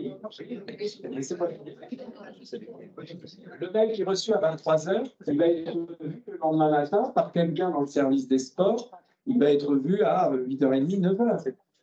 Donc du coup, l'école est déjà partie, le bus est déjà parti, et c'est quand elle arrive à l'école qu'effectivement on se retrouve dans cette situation de blocage. On a eu comme ça, et on aura encore des situations de ce jour tant qu'on n'arrivera pas à retrouver le nombre de maîtres nageurs suffisant pour pouvoir encadrer nos centres aquatiques. Donc, on est dans cette problématique-là. On aurait pu faire le choix de se dire, on ferme la piscine tant qu'on n'est pas en capacité d'assurer les cours de manière pérenne et régulière. On a préféré, à l'inverse, fonctionner dans ce mode un peu dégradé, d'accord, mais qui permet malgré tout d'assurer l'essentiel des cours. J'ai regardé un petit peu les chiffres des derniers mois sur les défaillances qu'il avait pu y avoir. Sur 8 cours donnés dans la semaine, il y a grosso modo, donc 8 cours différents, je veux dire, 8 disciplines différentes, vous avez grosso modo 1 à 2 défaillances par mois. Ce qui est beaucoup, mais ça veut dire que tout le reste est assuré. Et donc, je préfère qu'on soit dans ce mode dégradé qui permet quand même malgré tout l'essentiel du mois de permettre aux gens de continuer à nager, à nos enfants de continuer l'apprentissage de la natation au centre aquatique, plutôt que de dire tant que je n'ai pas suffisamment de maîtres nageurs, je n'ouvre pas la piscine. On a fermé pendant le mois de janvier, vous le savez, pour faire des économies d'énergie. Du coup, il y a beaucoup de gens qui étaient des usagers du centre aquatique de Montigny qui sont allés nager ailleurs. Ils sont revenus après et pour beaucoup nous ont dit finalement, on préfère le centre aquatique de Montigny parce que l'eau est très propre. Et c'est vrai qu'il y a un effort de fait et les personnes qui sont tant critiquées aujourd'hui par certains sont celles qui sont le plus vigilantes là-dessus. L'eau est parfaitement propre. La sécurité dans l'équipement, la prise en charge des personnes est optimum. Plusieurs personnes nous ont dit, moi j'ai vu dans d'autres piscines, au niveau de la surveillance, c'est pas génial. À Montigny, c'est sérieux. Et donc, on a vraiment une qualité de prise en charge qui est très importante. Alors, encore une fois, aujourd'hui, ce n'est pas satisfaisant parce qu'on a des gens qui manquent. Et je vous le dis, je l'assume ça. Je préfère fonctionner dans ce mode dégradé, mais assurer un grand nombre de cours quand même, plutôt que de fermer parce que je n'ai pas la capacité de vous dire, oui, c'est sûr, ça sera ouvert tout le temps. Donc, on a fait ce choix-là. Mais croyez bien que sur ce centre aquatique, qui est le premier poste de dépense de la ville en équipement, quand vous payez 7-8 euros pour entrer au centre aquatique, la ville, ça lui coûte entre 30 et 50 euros. Eh oui. Eh oui. Une piscine, ce n'est pas un lieu qui génère du bénéfice pour une collectivité. Une piscine, c'est un déficit. On le porte, on l'assume, parce qu'on considère que l'apprentissage de la nage pour les enfants, c'est indispensable. Donc, on assume le déficit du centre aquatique pour cette raison. De la même façon que les places en crèche. Une place en crèche, quand vous avez été payé par les parents et que vous avez été rémunéré par la CAF, le déficit qui reste par berceau par an à la ville, c'est 16 000 euros. 16 000 euros. On a presque 400, on a 370 places en berceau, 370 berceaux sur nos crèches de Montigny-le-Bretonneux. Vous voyez ce que ça fait chaque année. Ça, ce sont des déficits que nous assumons parce que c'est une politique publique qui nous semble essentielle. Mais on fait avec les moyens et la situation que nous traversons. Et encore une fois, moi, ce que j'ai vu des retours des gens sur la piscine, après qu'ils soient allés voir ailleurs, un ancien maire, Michel Legier, disait « Quand je me regarde, je me désole, quand je me compare, je me console ». C'est vrai. Les gens qui sont allés fréquenter d'autres centres aquatiques de la région sont revenus en nous disant finalement, il est bien le centre aquatique de Montigny, on y est bien. Donc, écoutez, moi, parce que les gens écrivent souvent. J'ai vu beaucoup de retours, j'ai vu des mails de gens qui nous disaient ça. Donc, encore une fois, pardon pour le désagrément, mais on ne peut pas y faire grand-chose. Et on essaye de faire au mieux dans l'organisation. Mais croyez bien, le service des sports, Michel Cretin qui est là, qui est élu au sport, c'est un sujet, c'est tous les jours. Tous les jours. Tous les jours. Et on essaye vraiment au maximum de faire en sorte que ça tourne. Mais parfois, on a des impondérables. Comme je vous le disais, cette personne à 23 heures, qui n'est alors, je ne juge pas, mais à 23 heures, elle nous envoie son mail. Donc forcément, on ne peut pas réagir le lundi matin à l'ouverture. Ce n'est pas possible. Sur la baisse de température, il y a deux choses. Il y a eu la baisse pendant la période hivernale. Là, on en sort. Donc, on va normalement, dans peu de temps, ça devrait s'atténuer. Mais c'est vrai qu'on l'avait communiqué, on a baissé la température dans les bassins pour les raisons que j'évoquais tout à l'heure, d'économie d'énergie. Alors, il fallait qu'on arrive à faire des économies sur la nuit et baisser un peu la température des bassins. C'était une bonne façon de le faire. Et vous ne pouvez pas baisser la température en vous disant je la baisse à un moment puis je la remonte parce qu'il y a les enfants qui arrivent, parce que l'inertie du système, finalement, ça coûte encore plus cher quand vous chauffez l'eau. Donc, il faut le faire sur une longue période. Donc ça, on l'a fait, effectivement, mais là, on arrive bientôt le printemps, l'été, donc on va sortir de ça, puis on verra bien l'hiver prochain s'il faut qu'on recommence ou pas. Et puis, on a eu un souci aussi sur un soir avec un système dans la machinerie qui a fait qu'effectivement, on a eu une baisse de température sur une journée ou deux, je crois. Non, il y a eu... Vas-y, Michel. C'est un incident qui est dû au chlore. Il y a eu une injection de chlore un peu trop importante. Et pour pouvoir pallier à ça, on a rajouté de l'eau froide, évidemment. Voilà. Donc, c'est ce qui a généré une baisse de 1 degré du bassin. Mais c'était pour évacuer le trop-plein de chlore. Voilà. Du coup, vous aviez des gens qui sortaient avec les yeux tout bleus. Et les cheveux décolorés. Donc, voilà ce que je peux vous répondre sur le centre aquatique. On sait qu'on aura une période encore à vivre un peu compliquée là-dessus. On fera de notre mieux, mais voilà, je vous ai dit ma position. Je préfère qu'on soit dans ce mode dégradé, mais on continue d'assurer autant de coupes que possible. Là, on continue d'assurer le savoir nager. On va faire des stages pendant les vacances pour les enfants qui n'auraient pas pu bénéficier ou qui auraient eu des retards. Donc, on propose des stages pendant les vacances pour pallier à ça. On s'organise au maximum pour pouvoir toujours assurer le service, mais on le fait avec les effectifs que nous avons et qui, malheureusement, aujourd'hui, sont insuffisants. Voilà, monsieur. Madame, oui. Moi, je reviens un peu sur la sécurité routière, en particulier rue de l'ancienne mairie. Je trouve que, alors depuis toutes les constructions qu'on a autour, c'est vrai que maintenant il y a beaucoup plus de passages, la rue est très passante et les gens roulent très vite. Il ne faut pas non plus oublier qu'il y a les écoles, donc les enfants qui traversent, et un peu plus loin aussi sur la route, il y a les trottoirs qui sont très très peu larges. Donc, il y a les poussettes qui sont sur la route, ou alors des handicapés aussi qui peuvent se passer. Et avec les voitures qui déboulent à toute vitesse dans les deux sens, ça commence à devenir dangereux. Voilà, donc c'était pour alerter, savoir s'il va y avoir quelque chose en entreprise. C'est encore étonnant qu'il n'y ait pas eu un accident avec les enfants. Voilà. C'est vrai que, en fait, toutes ces rues qui sont un petit peu étroites, une voiture n'a pas besoin de rouler si vite que ça pour qu'on ait un sentiment de vitesse. Le problème, c'est quand on leur dit de ralentir, ils s'accélèrent. Oui, tomber sur les gens. Oui. Alors, c'est vrai que on a eu, je crois, il y a quelques années, il y a eu un accident, mais sans gravité, sur la rue de l'ancienne mairie. Sinon, on n'a pas d'accident. Ah oui, non, il n'y a pas d'accident. Mais... Non, c'est pas pour le moment. Non, mais quand je dis ça, je ne me dédouane pas. Je dis juste que, encore une fois, ça peut arriver n'importe où. Ça peut arriver n'importe où. On a un endroit. On a un endroit accidentogène sur la ville. Un endroit. C'est sur l'avenue des Prés, quand vous arrivez du centre-ville, que vous allez vers Trappes et que vous passez du côté de Promopole et de la station de Lavage. Là, on a un endroit accidentogène. En plusieurs années, on a eu 2 morts. Et donc là, on a demandé à l'État et on a eu l'accord pour avoir un radar sur cette partie, parce que comme vous avez des tours à gauche, des entrées sur la Mine des Prés, et que les gens, quand ils sont sur la Mine des Prés, peuvent aller très vite, Oui, c'est ça.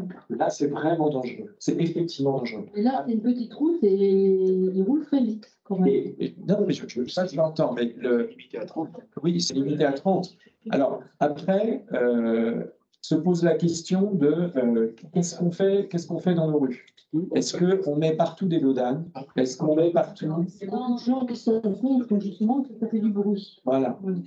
Et c'est là toute la difficulté, si vous voulez. C'est que moi, je veux bien mettre un dispositif dans une rue, mais si c'est pour que les riverains écrivent 2 mois plus tard en disant Monsieur le maire, j'en peux plus, retirez-moi ça, c'est infernal.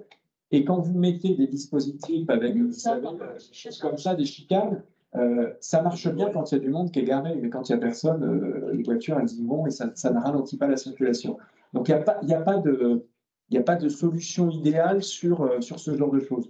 Par contre, effectivement, ce qui est à regarder, sans doute, là aussi, rue de l'Ancienne Mairie, comme dans beaucoup de rues, c'est de mettre toutes ces rues qui sont relativement étroites dans ces parties un peu anciennes, et plutôt dans des modes apaisés, où on partage l'espace entre les voitures, les vélos et les piétons. Je pense que c'est plus vers ça qu'il faut qu'on aille, de façon à ce que, effectivement, quand la personne arrive en voiture, elle comprenne bien qu'elle n'est pas dans une rue avec les trottoirs, c'est pour les piétons et la rue, c'est pour moi, et que ce soit un espace partagé. Et ça, je pense que c'est vraiment vers ça qu'il faut qu'on aille de plus en plus, parce que quand vous mettez des dodanes, des coussins berlinois, des choses comme ça, finalement, vous embêtez 100 personnes pour 2, 3 qui vous posent des problèmes, quoi. Alors que quand on est sur des rues comme ça, à mon avis, c'est sans doute la meilleure solution. Et comme l'a évoqué, ça a été dit plusieurs fois, on va être de plus en plus sur des modes de déplacement, type vélo, etc. Il faut qu'on partage l'espace entre les uns et les autres. Donc, moi, je ne suis pas pour bannir la voiture, parce que on a aussi besoin de circuler en voiture, mais il faut qu'on partage mieux l'espace entre les uns et les autres. Je crois qu'il n'y a pas de panneau. Ben, je ne suis pas sûre non plus. Ah, si. Si vous l'avez connecté. Assez éloigné, je crois. Parce qu'il y a plusieurs entrées sur ces ça. Mais je crois que du côté du rond-point, quand vous arrivez dans la rue de l'Ancienne Mairie, du côté du rond-point, il me semble que là, il y a quelque chose. Je crois qu'il y en a. On va vérifier, par contre, s'il n'y en a pas. S'il n'y en a pas, on en mettra un, mais pour moi, il y en a un. Regardez, il faut que galère. Oui. Là. Ah. C'est toujours là sur les players.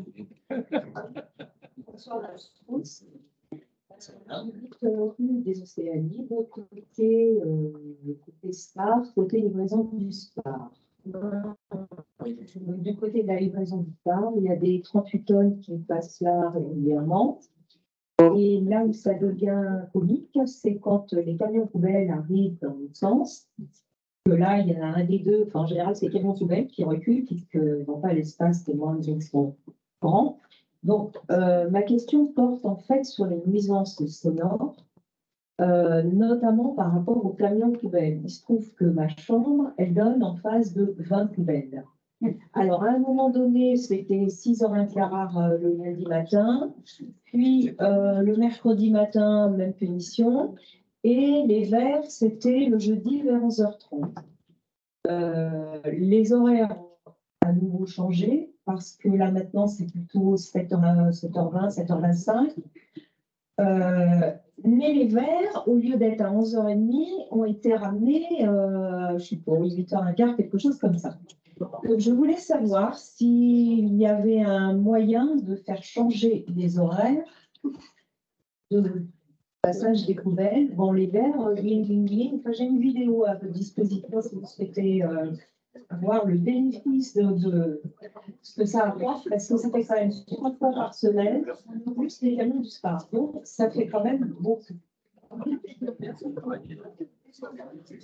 Alors, on est, vous savez, je ne dis pas ça pour me dédouaner, hein, je dis ça pour présenter les choses.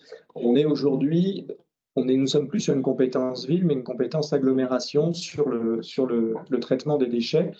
Et pourquoi je dis ça? C'est pas pour dire c'est pas mon problème, c'est pour vous dire c'est organisé au niveau de Saint-Quentin et donc c'est pas forcément simple de bouger les horaires. Et si les horaires sont conçus comme ça, c'est parce qu'il y a des circuits qui ont été définis Et voilà. Donc, s'il passe chez vous à cette heure-là, c'est parce qu'il passe à une autre heure vers un autre endroit.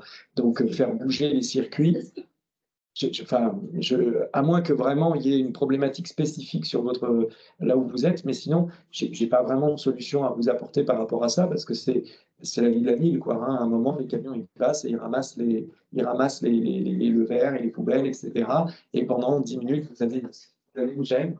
C'est une fois par mois. C'est ça. Genre,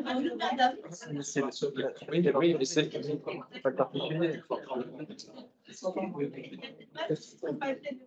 À 6h30 du matin. Oui, encore une fois, alors, s'ils passent trop tôt le matin, n'hésitez pas à nous envoyer un mail pour qu'on se renseigne et qu'on essaye de voir pourquoi ils passent si tôt pour le verre. Ça, pas de problème, bien sûr, madame. De regarder ça. Si c'est vraiment trop tôt le matin, dites-le nous, envoyez-nous un mail et on se renseignera pour voir.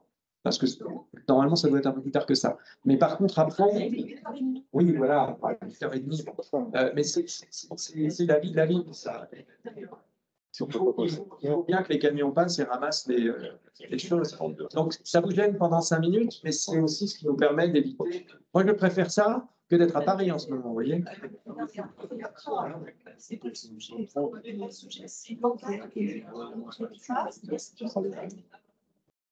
Mais je vous dis encore une fois, moi, je veux bien poser la question.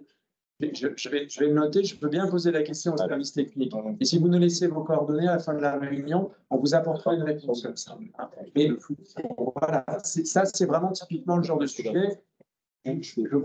C'est compliqué de vous apporter une réponse parce qu'il y a un circuit qui est élaboré et ça évite de passer au moment. Oui, parce qu'en plus, oui, quoi qu'à 8h30. Mais bon, voilà, je vais me renseigner, je vous apporte une réponse. Voilà, madame. Une autre question? Patrick, vous posez la question. 4 militaires et télévision. 4 petites questions. Vas-y, Patrick. Je fais vite alors. Hein. Je vais vite. Vas-y. Bon, je ne vais pas revenir sur le miroir à la sortie du Manet, parce que ce qui est dommage, tu m'aurais donné cette réponse-là en 2018, que c'était en 2018 sur un compte rendu de conseil de quartier du village. On m'avait répondu à cette époque-là, enfin le président du Manet, comme quoi ce n'était pas possible parce qu'il y avait une réhabilitation du quartier du Manet. 2023, ça n'a pas été fait. Pour cette chose-là, hein. C'est la réponse qu'on m'avait formulée. Maintenant,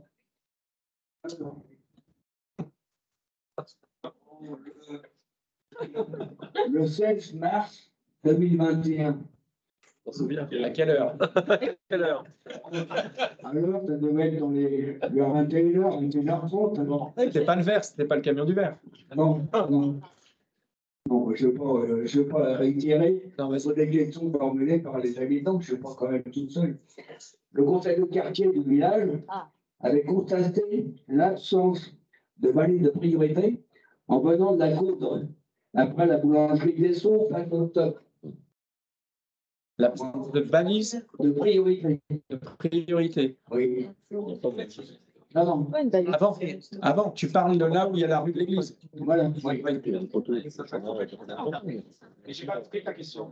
Il y a un stock. Oui. Qu'est-ce qui manque? Oui, les gens qui arrivent en face, ils ont la priorité. Oui. Oui, mais il y en a qui comprennent pas. Ah oui, c'est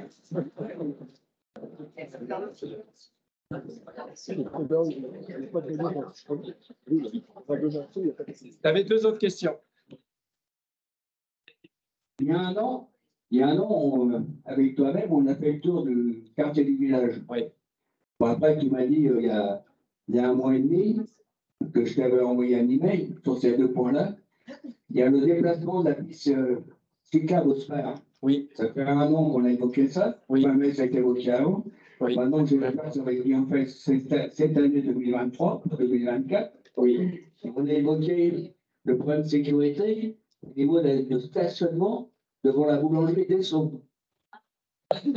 Les voitures qui se garent sur le trottoir, qui ennuient les piétons et handicapés. Ça, c'est des questions de sécurité. Par contre, une autre question, je voudrais connaître, enfin savoir, ou même les habitants, est-ce qu'il y a un projet de réhabilitation du quartier au Manet, face le café Gambas, tous les petits. Le manga. Manga, oui. Je suis même proche. Je connais pas bien, s'il y a un projet, il va être détruit par la suite par la ville. C'est comme à la sourderie.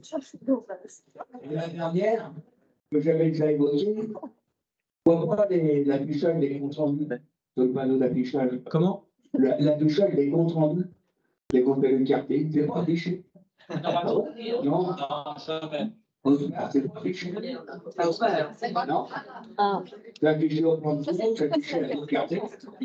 Pas au village. Non.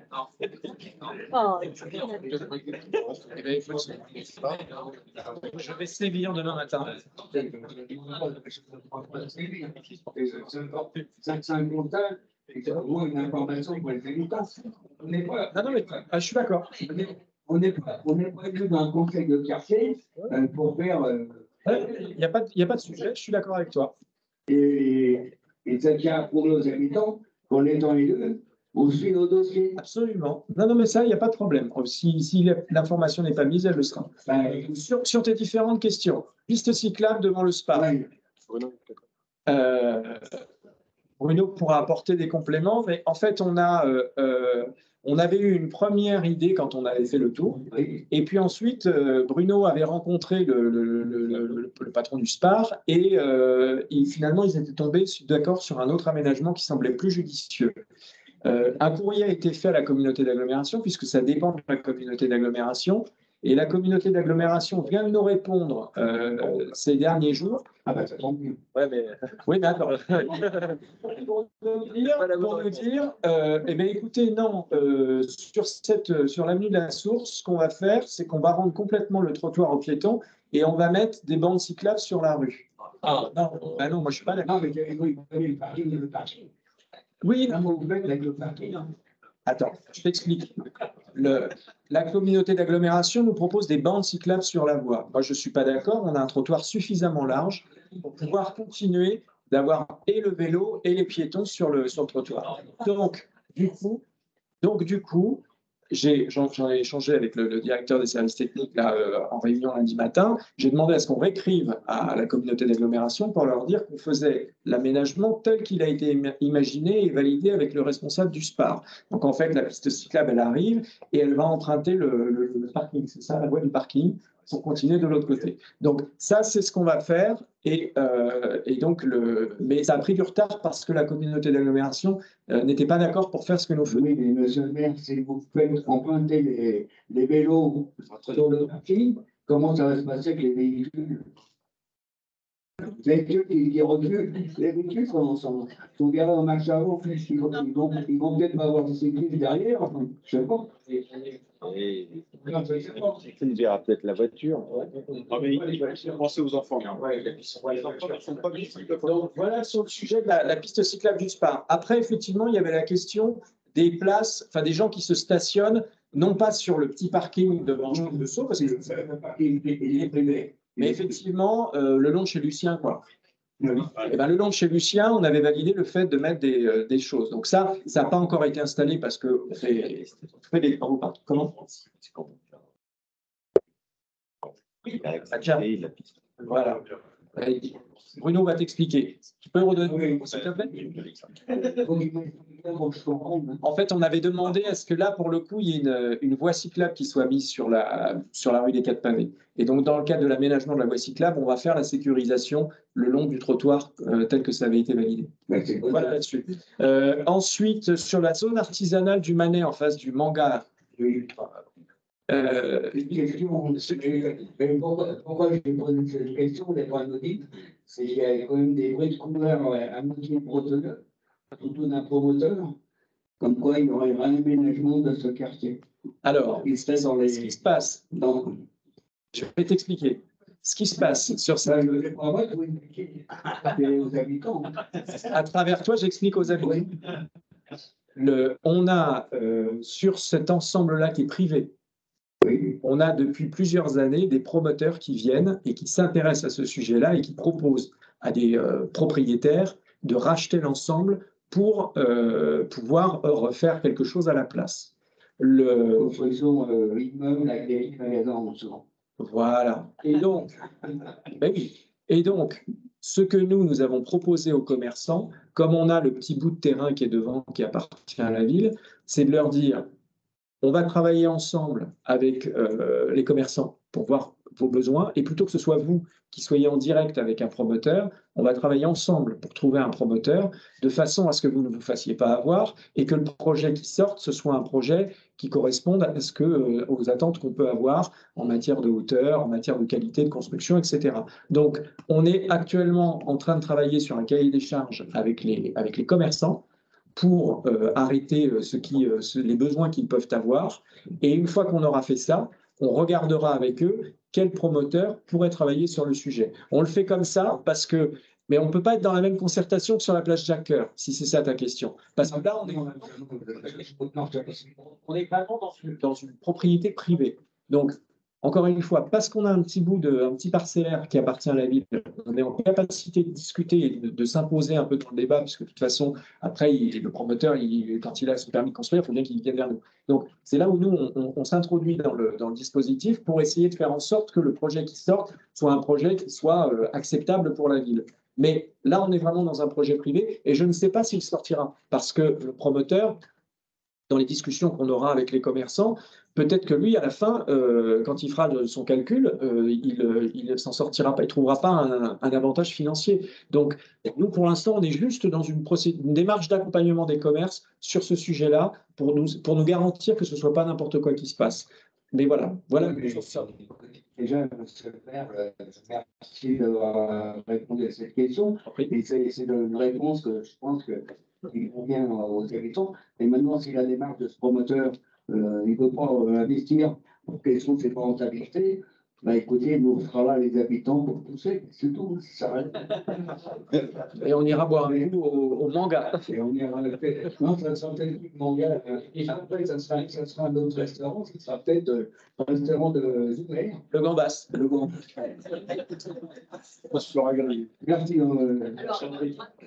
Il y a d'autres questions. Et puis, madame, allez-y, parce que le micro est là, ça ne dérange pas. Merci. D'accord. Bonsoir. Bonsoir, madame. On parle tout à l'heure de la rue des Prés. Il y a une magnifique piste cyclable, mais qui n'est que d'un côté de la rue des Prés. Or, maintenant, il y a des commerces en face Promopole, de l'autre côté de la rue des Prés, vers le 11. Oui. Et je n'ai pas trouvé l'accès ni piéton, ni en tant que cycliste. C'est vrai. Et j'ai envie de faire mes courses à vélo, donc continuer à les faire. Donc, qu'est-ce qu'on fait entre l'avenue du Parc et l'autre, dont j'ai oublié le nom, qui est en train de Promopole. Est-ce qu'il y a des choses là-dessus dans le plan de 50 Non, de ce côté-là. Pas de ce côté-là. Aujourd'hui, c'est vrai. Ils vont refaire la piste de l'autre côté. Mais c'est vrai que pour l'instant, il n'y a rien de prévu de ce côté-là. C'est vrai. Et je me suis fait la réflexion il n'y a pas longtemps parce que j'allais chez Midas et je me suis retrouvé dans l'herbe pour aller jusqu'à récupérer ma voiture. Et c'est vrai que pour l'instant, il n'y a rien de prévu de ce côté-là. En revanche, de l'autre côté, donc bon. Alors oui, il y a des passages piétons et on peut se retrouver. Il faut qu'on regarde ça quand même. Effectivement, vous avez raison. Oui, vous avez raison, on va regarder ça. Par contre, vous avez vu, donc de l'autre côté, vous allez avoir la passerelle qui va se réaliser. Et vous savez, avant la station de lavage, vous avez un petit tunnel sous la voie ferrée. Eh bien, nous avons eu la chance d'être retenus. Enfin non, c'est pas notre demande. C'est la région qui a proposé, mais nous en sommes ravis, de créer une passerelle. Vous passiez sous la voie ferrée, et là, une passerelle partira et ira jusqu'à l'île de loisirs. Une passerelle piéton-vélo. Voilà. Donc, comment? Oui, bah oui. Donc là, et ça, les travaux sont prévus en 2024-2025. La fin du mandat, il y aura l'installation de cette passerelle. Donc ça, c'est une excellente nouvelle, parce qu'on pourra enfin aller facilement sur l'île de loisirs en toute sécurité, et donc piétons et vélos. Donc voilà pour ce côté-là, mais on va regarder pour le sujet que vous évoquez, parce que c'est vrai que c'est Alors, Bruno me dit, de l'autre côté, la piste entre les Plaideurs et l'Aqueduc va devenir bidirectionnelle. Mais c'est avant, en fait, c'est sur la partie, c'est Voilà. pas du Non, mais, non, mais parce que tout à l'heure, on a dit on va refaire en place. Mais c'est pas ce tronçon-là, c'est la continuité. Voilà, d'accord. Vous avez entendu? Alors, tu veux redire, Bruno? Vas-y. Le micro. Merci. En fait, tout à l'heure, on a dit que Saint-Quentin allait refaire la piste cyclable. La piste cyclable qui vient de Trappes, par exemple, jusqu'à la rue des Blés d'Or et bidirectionnelle côté voie ferrée. Et après, elle est unidirectionnelle depuis le centre-ville jusqu'à la rue des Blés d'Or. Et elle passe en unidirectionnelle dans le sens sud-nord, côté habitation sur la rue des Prés. Or là, ils vont supprimer ce tracé-là et vont continuer la piste bidirectionnelle côté voie ferrée jusqu'à la rue, jusqu'à l'avenue des Sources. Et après, ça continuera vers la rue de la Cunique. Et là, vous allez avoir aussi donc, les travaux de l'hypercentre qui vont démarrer bientôt, toute une piste cyclable qui va se mettre en place sur l'avenue du Centre, sur la place Pompidou, et qui continuera donc par les itinéraires que vient de décrire Bruno Boussa. Donc ça nous permettra demain de pouvoir accéder facilement sur le centre-ville, ce qui aujourd'hui reste un peu compliqué. Donc demain, en fait, sur l'avenue du Centre, quand vous êtes au niveau du carrefour Vauban, avenue du Centre, et que vous regardez vers la place du Théâtre, eh bien, vous avez deux voies aujourd'hui, avec le stationnement au milieu. Eh bien, les voies de droite, demain, ce seront des voies pour les vélos. Et les voitures n'auront plus que les deux voies qui sont côté gauche. Donc, on va, comme ça, depuis la gare, mettre un grand couloir, comme ça, vélo, sur cette partie-là, et qui se prolongera sur la place Pompidou. Et depuis la gare, là, on a, je ne sais pas si vous avez vu, mais on a, ça y est, les travaux ont débuté, l'immeuble Lano Rouge, l'immeuble qui fait le tour de la place de la gare, il commence à le quitter à l'intérieur, puisqu'il faut le désamianter, et donc il va être démoli à partir de septembre, et donc quand il va être rasé à la place, au lieu d'avoir un immeuble qui fait le tour de la place, on va avoir des immeubles de bureaux qui seront ouverts de part et d'autre de la gare, de façon à ce qu'on voit la ville. Parce que ça, c'était le gros écueil de la place de la gare telle qu'elle est aujourd'hui, c'est que quand vous arriviez à la gare de Montigny-Saint-Quentin, vous arriviez sur une place avec cet immeuble rouge un peu bon. Et c'était ça la première image de notre territoire. Donc, c'était vraiment pas flatteur. Demain, on va avoir une place arborée, végétalisée, qui donne sur l'avenue du Centre, qui donne sur le parc des sources de la Vienne qui est en face.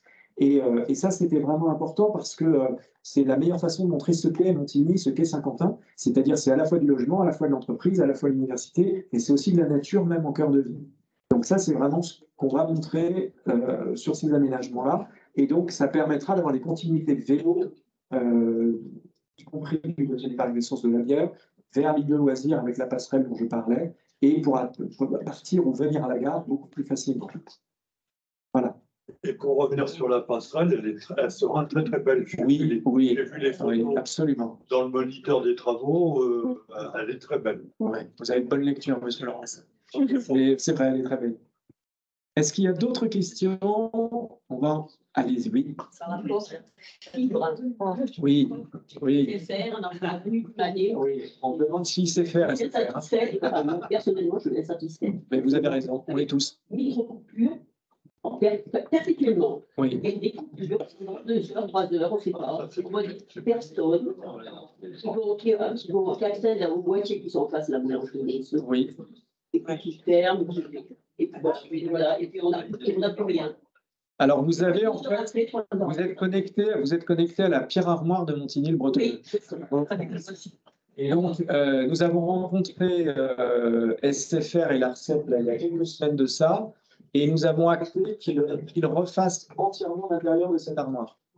Alors, on est en train de leur mettre la pression pour que ça vienne le plus vite possible, mais ah oui, je sais. Et donc, normalement, là, ils vont, en fait, alors par contre, vous allez avoir une coupure pendant 24 heures, mais ils vont absolument tout retirer à l'intérieur et tout remettre en ordre, parce que là, en fait, c'est un plat de nouilles innommable, et en fait, même un technicien qui est sérieux Quand il vient, il ne comprend pas. Et donc, il peut par inadvertance couper chez quelqu'un parce qu'il ne sait plus voir à l'intérieur. Donc, il y a SFR a identifié sur l'Île-de-France un certain nombre d'armoires sur lesquelles il fallait une intervention de ce type. Et donc, celle-ci sur Montigny a été repérée pour qu'elle soit entièrement refaite. Voilà. Ah mais c'est un. Je blaguais un peu facilement en disant, on se demande s'il sait faire, mais c'est vrai que on n'est pas satisfait avec eux depuis le démarrage. Vous vous rappelez, on avait commencé avec eux et on n'était tellement pas content qu'on avait demandé à Orange de le faire. Orange est arrivé, a commencé à installer sur le sud de la ville, ça s'est bien passé. Et puis un jour, l'ARCEP, la fameuse ARCEP, qui est l'organisme régulateur de tout ça, a dit non, attention, pour des questions de concurrence, ça ne peut pas être le même qui déploie partout sur 50 ans. Donc, Orange fait telle et telle commune et SFR fait Montigny. Ça s'est fait comme ça. Pas de chance. Non, et là, on n'a pas eu le choix. Et donc, SFR a déployé. Ça a été très compliqué pendant tout le déploiement parce qu'on n'avait jamais les bonnes informations, on recevait des mails en pagaille. Et donc, on rencontrait SFR, mais dans ces cas-là, la personne qui est en face de vous vous dit oui, ne vous inquiétez pas, on va régler, puis ça ne se règle pas. Donc, c'est pour ça qu'à un moment, on a écrit à l'ARCEP pour dire là, ça suffit, il faut que vous interveniez. Donc, c'est ce qui s'est passé. Et donc, on a fait aussi, vous savez, de mettre des cadenas sur les armoires, mais alors, on a arraché en permanence. Alors, dans les améliorations à venir tout de même, c'est que jusqu'à il y a quelques mois, les entreprises, enfin les opérateurs, pouvaient prendre pour faire le travail dans les armoires, des sous-traitants jusqu'à un 7e rang. Imaginez, les sous-traitants, ils prenaient un sous-traitant, 7 rangs. Donc, vous doutez bien que la personne au bout, là, elle est payée au lance-pierre et bon, elle fait le travail pour lequel on la paye, quoi. Hein, et donc, elle ne fait pas d'effort. Et là, l'ARCEP a remis de l'ordre là-dedans et maintenant, il n'y a plus que 2 rangs de sous-traitants. Donc, normalement, ça devrait être un peu mieux. Et désormais, les techniciens, quand ils interviennent, ils ont l'obligation de photographier l'armoire avant intervention et de photographier après. Donc, on aura encore des problèmes sans doute, mais ça devrait quand même s'améliorer. Et donc, l'armoire du village, qui est si problématique, elle va être entièrement refaite. Ce qu'on a remarqué aussi, c'est qu'en fait, le moment de l'année le plus compliqué, c'est décembre. Oui. Parce que c'est là où vous changez vos abonnements, vous avez des offres. Et donc là, beaucoup d'opérateurs viennent et interviennent. Et quand vous avez un plat de nouilles dans l'armoire, ça crée plein de désagréments.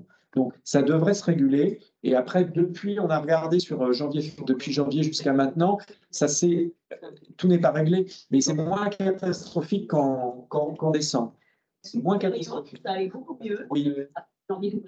Et là, actuellement, depuis mars, donc, on a reçu des mails, effectivement, et donc on a réécrit à SFR et on resignale à l'ARCEP la situation. On leur met la pression pour justement continuer de faire les choses. Et on les rencontre, je vous dis, en gros, une fois par trimestre pour refaire le point sur toutes les armoires de la ville. Et globalement, on n'a vraiment pas de chance parce que la plupart, on en a, je ne sais plus, 49, je crois, 49 armoires sur la ville. Sur les 49, je crois qu'on en a 2 ou 3 un peu problématiques. C'est celle-là. Et la plus problématique, c'est celle qui est en face de la boulangerie de Sceaux. Voilà. Je vous en prie. Une autre question? Une dernière peut-être? Les questions, c'est gentiment. Monsieur, vous êtes d'accord. Une question, mais d'ordre général. Vu le nombre de mètres carrés qui appartiennent à la mairie, en équipement de mairie, quelle est la politique de la ville sur l'installation de panneaux solaires pour une autoconsommation d'électricité? Alors, tu as raison, c'est un sujet vraiment important. On l'a mis dans, par exemple, l'opération Pierre de Coubertin, où on sera sans doute avec un dispositif d'ombrière sur le parking avec des panneaux solaires.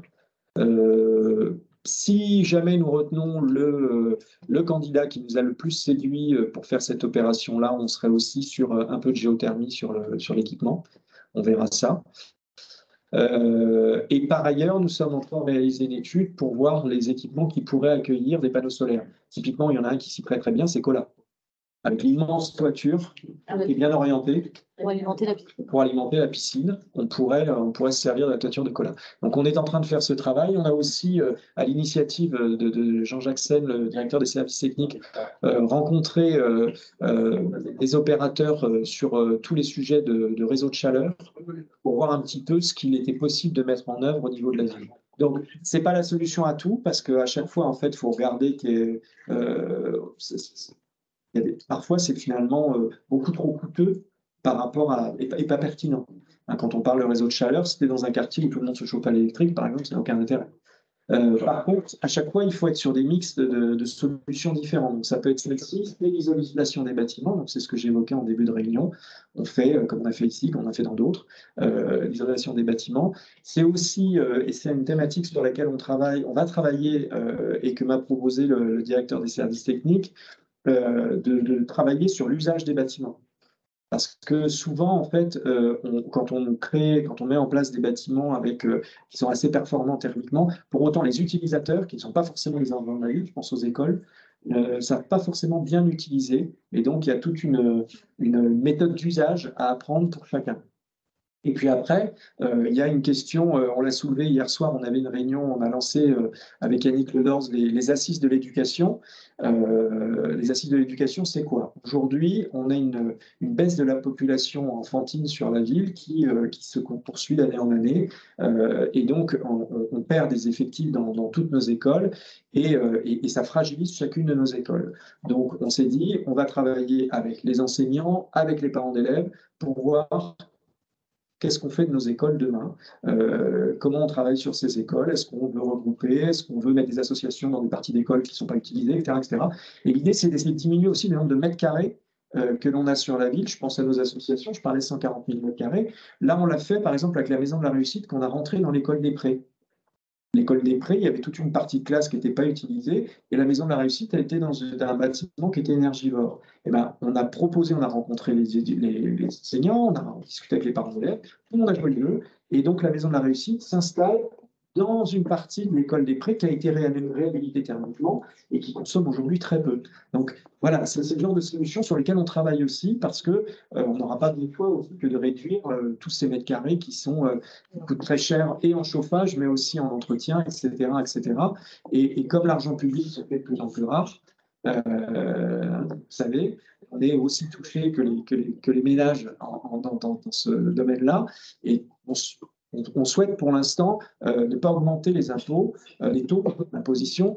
On laisse, vous savez, chaque année, il y a les bases et il y a les taux. Les bases, en général, elles sont rehaussées selon l'indice du coût de la vie. Et donc, ça, on le suit parce que sinon, ça veut dire si on ne suit pas, c'est qu'on perdrait de l'argent chaque année. Par contre, les taux, on ne les relève pas et on le relève encore moins aujourd'hui parce que comme on n'a plus la taxe d'habitation, désormais, si vous augmentez les impôts, vous n'augmentez que la part des propriétaires. Et je trouve ça injuste de faire porter à une partie de la population les efforts financiers qu'il y aurait à faire pour la collectivité. Donc on préfère travailler d'une autre manière en travaillant sur évidemment des économies, en travaillant sur la tarification, parce que finalement la personne qui utilise le service et qui paye un tarif, là ça c'est pour tout le monde. Donc c'est de travailler sur ce plan-là. Et puis c'est aussi d'accueillir des entreprises, parce que ça ce sont des recettes et en face c'est très peu de dépenses. C'est pour ça qu'on est ravis d'accueillir Airbus. C'est un sujet, on se bat dessus depuis le début du mandat pour accueillir Airbus et on est enchanté qu'ils aient dit oui. Et là, il y avait encore une réunion cet après-midi, donc les choses se confirment. Airbus qui s'installe, on le sait, c'est pas seulement Airbus, c'est d'autres satellites, d'autres sociétés qui vont venir s'installer avec Airbus. Donc ça va complètement relancer notre zone d'activité du Pas-du-Lac. Et ça va nous permettre d'avoir, alors pas aujourd'hui, mais en 2027, quand ils vont s'installer, des recettes supplémentaires sur la ville assez importantes. Donc, voilà un peu tout ce qu'on fait pour essayer de répondre à cette problématique, effectivement, qui se pose à nous aujourd'hui avec la crise de l'énergie et l'argent public qui se raréfie. Ben, comment on le gère? Voilà. Monsieur, et puis, voilà. Alors, il y a monsieur avec le micro, puis on vous le passe après. Bonjour, je m'approche un petit peu parce que le micro capte mal. Merci. J'avais deux questions. Alors, la première, nous avons entendu avec intérêt dire tout à l'heure que la mairie avait demandé et obtenu l'installation d'un radar sur l'avenue des Prés. Oui. Suite à deux accidents mortels. Je suis particulièrement intéressé par ça, alors non pas pour des questions d'accidentologie, mais pour des questions de nuisance sonore pour les riverains de l'avenue Nicolas-Hou. Cette avenue est théoriquement limitée à 50 km/h, bien qu'aucun panneau de signalisation ne vienne le rappeler aux automobilistes. On est sur une voie. On est en ville. de l'agglomération. Oui, mais disons qu'un petit panneau ne pourrait peut-être pas faire de mal à ceux qui ont oublié qu'on était en ville. En tout cas, quoi qu'il en soit, dans la pratique, cette limitation à 50 km/h n'est pas du tout respectée à certains horaires de la journée, par exemple entre 17h et 19h30, 20h à peu près, ainsi que très fréquemment pendant la nuit. Et pendant la nuit, là, même en semaine, on est sur des excès de vitesse qui ne sont pas du tout des petits excès de vitesse. Alors j'aimerais savoir quel est premièrement le pouvoir de la police municipale, puisque j'ai déjà vu des policiers municipaux avec des jumelles laser. Donc est-ce qu'ils ont la compétence pour verbaliser? Est-ce qu'ils le font et à quels horaires le font-ils? Parce que je pourrais très facilement leur indiquer quelques horaires où la paire de jumelles sera rentabilisée en quelques secondes. Ils pourront même s'en offrir toute une collection avec les derniers Mesta et tout type de rack, etc. J'imagine. Et est-ce que, au sens large, est-ce que la mairie a une intention de chercher à limiter les nuisances sonores aux alentours de cette avenue? Très bien. Alors, le radar, oui, effectivement, ça se fait régulièrement. Je les ai encore vus là, il y a quelques jours.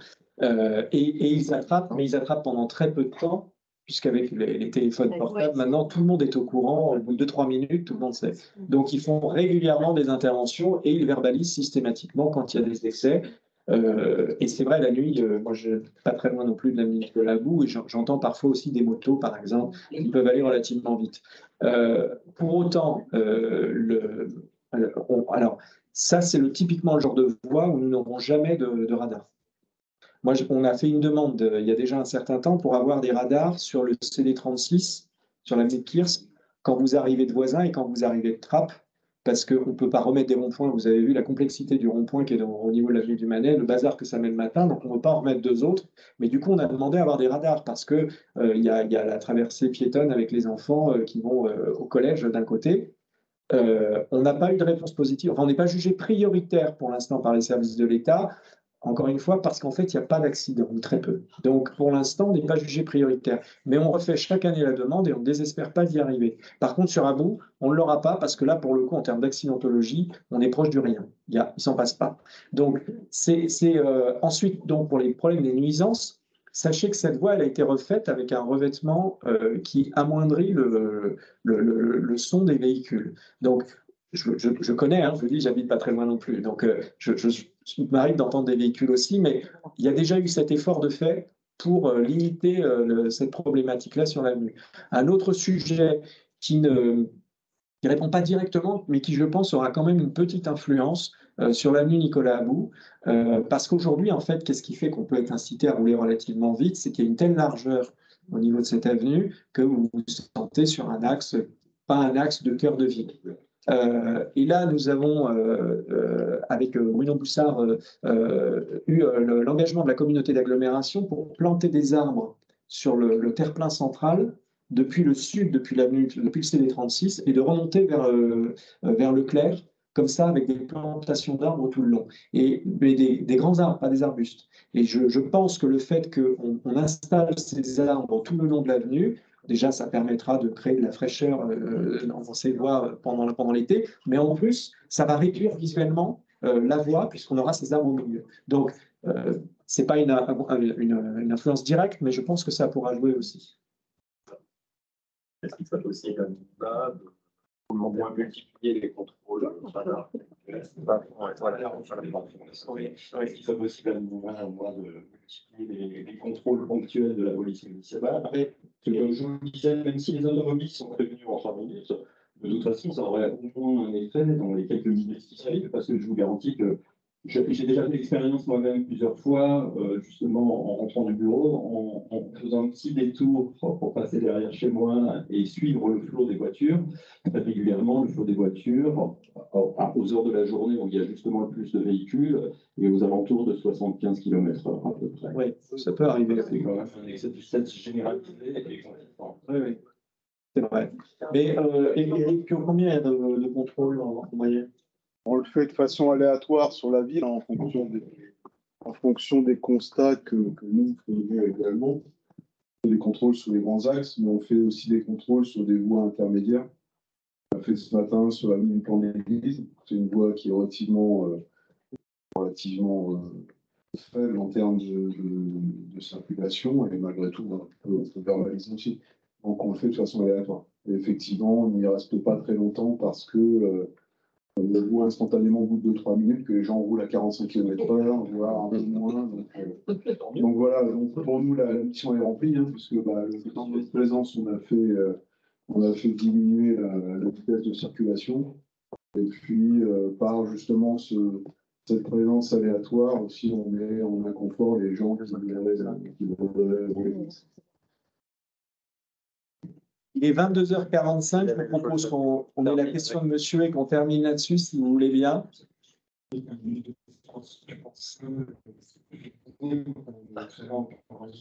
Solutions alternatives pour les énergies renouvelables, oui. Le biothermie et la solaire. Est-ce que, dans cette phase d'étude de réflexion, est-ce que vous avez consulté des entreprises pour tout ce qui est récupération d'énergie de leur data center?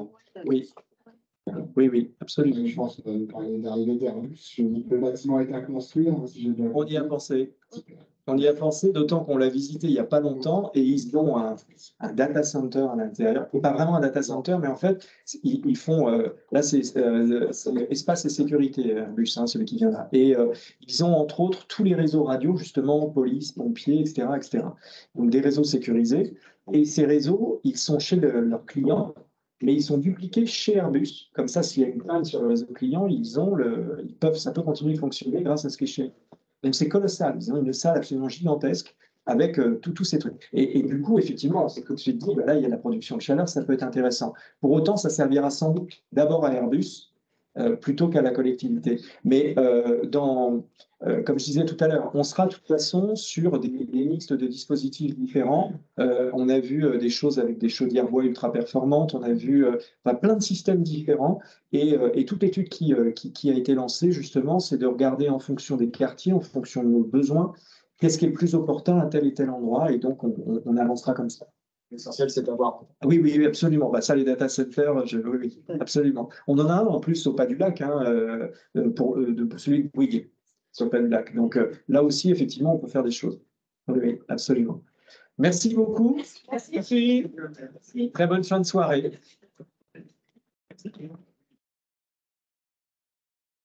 Voilà, on fait quoi?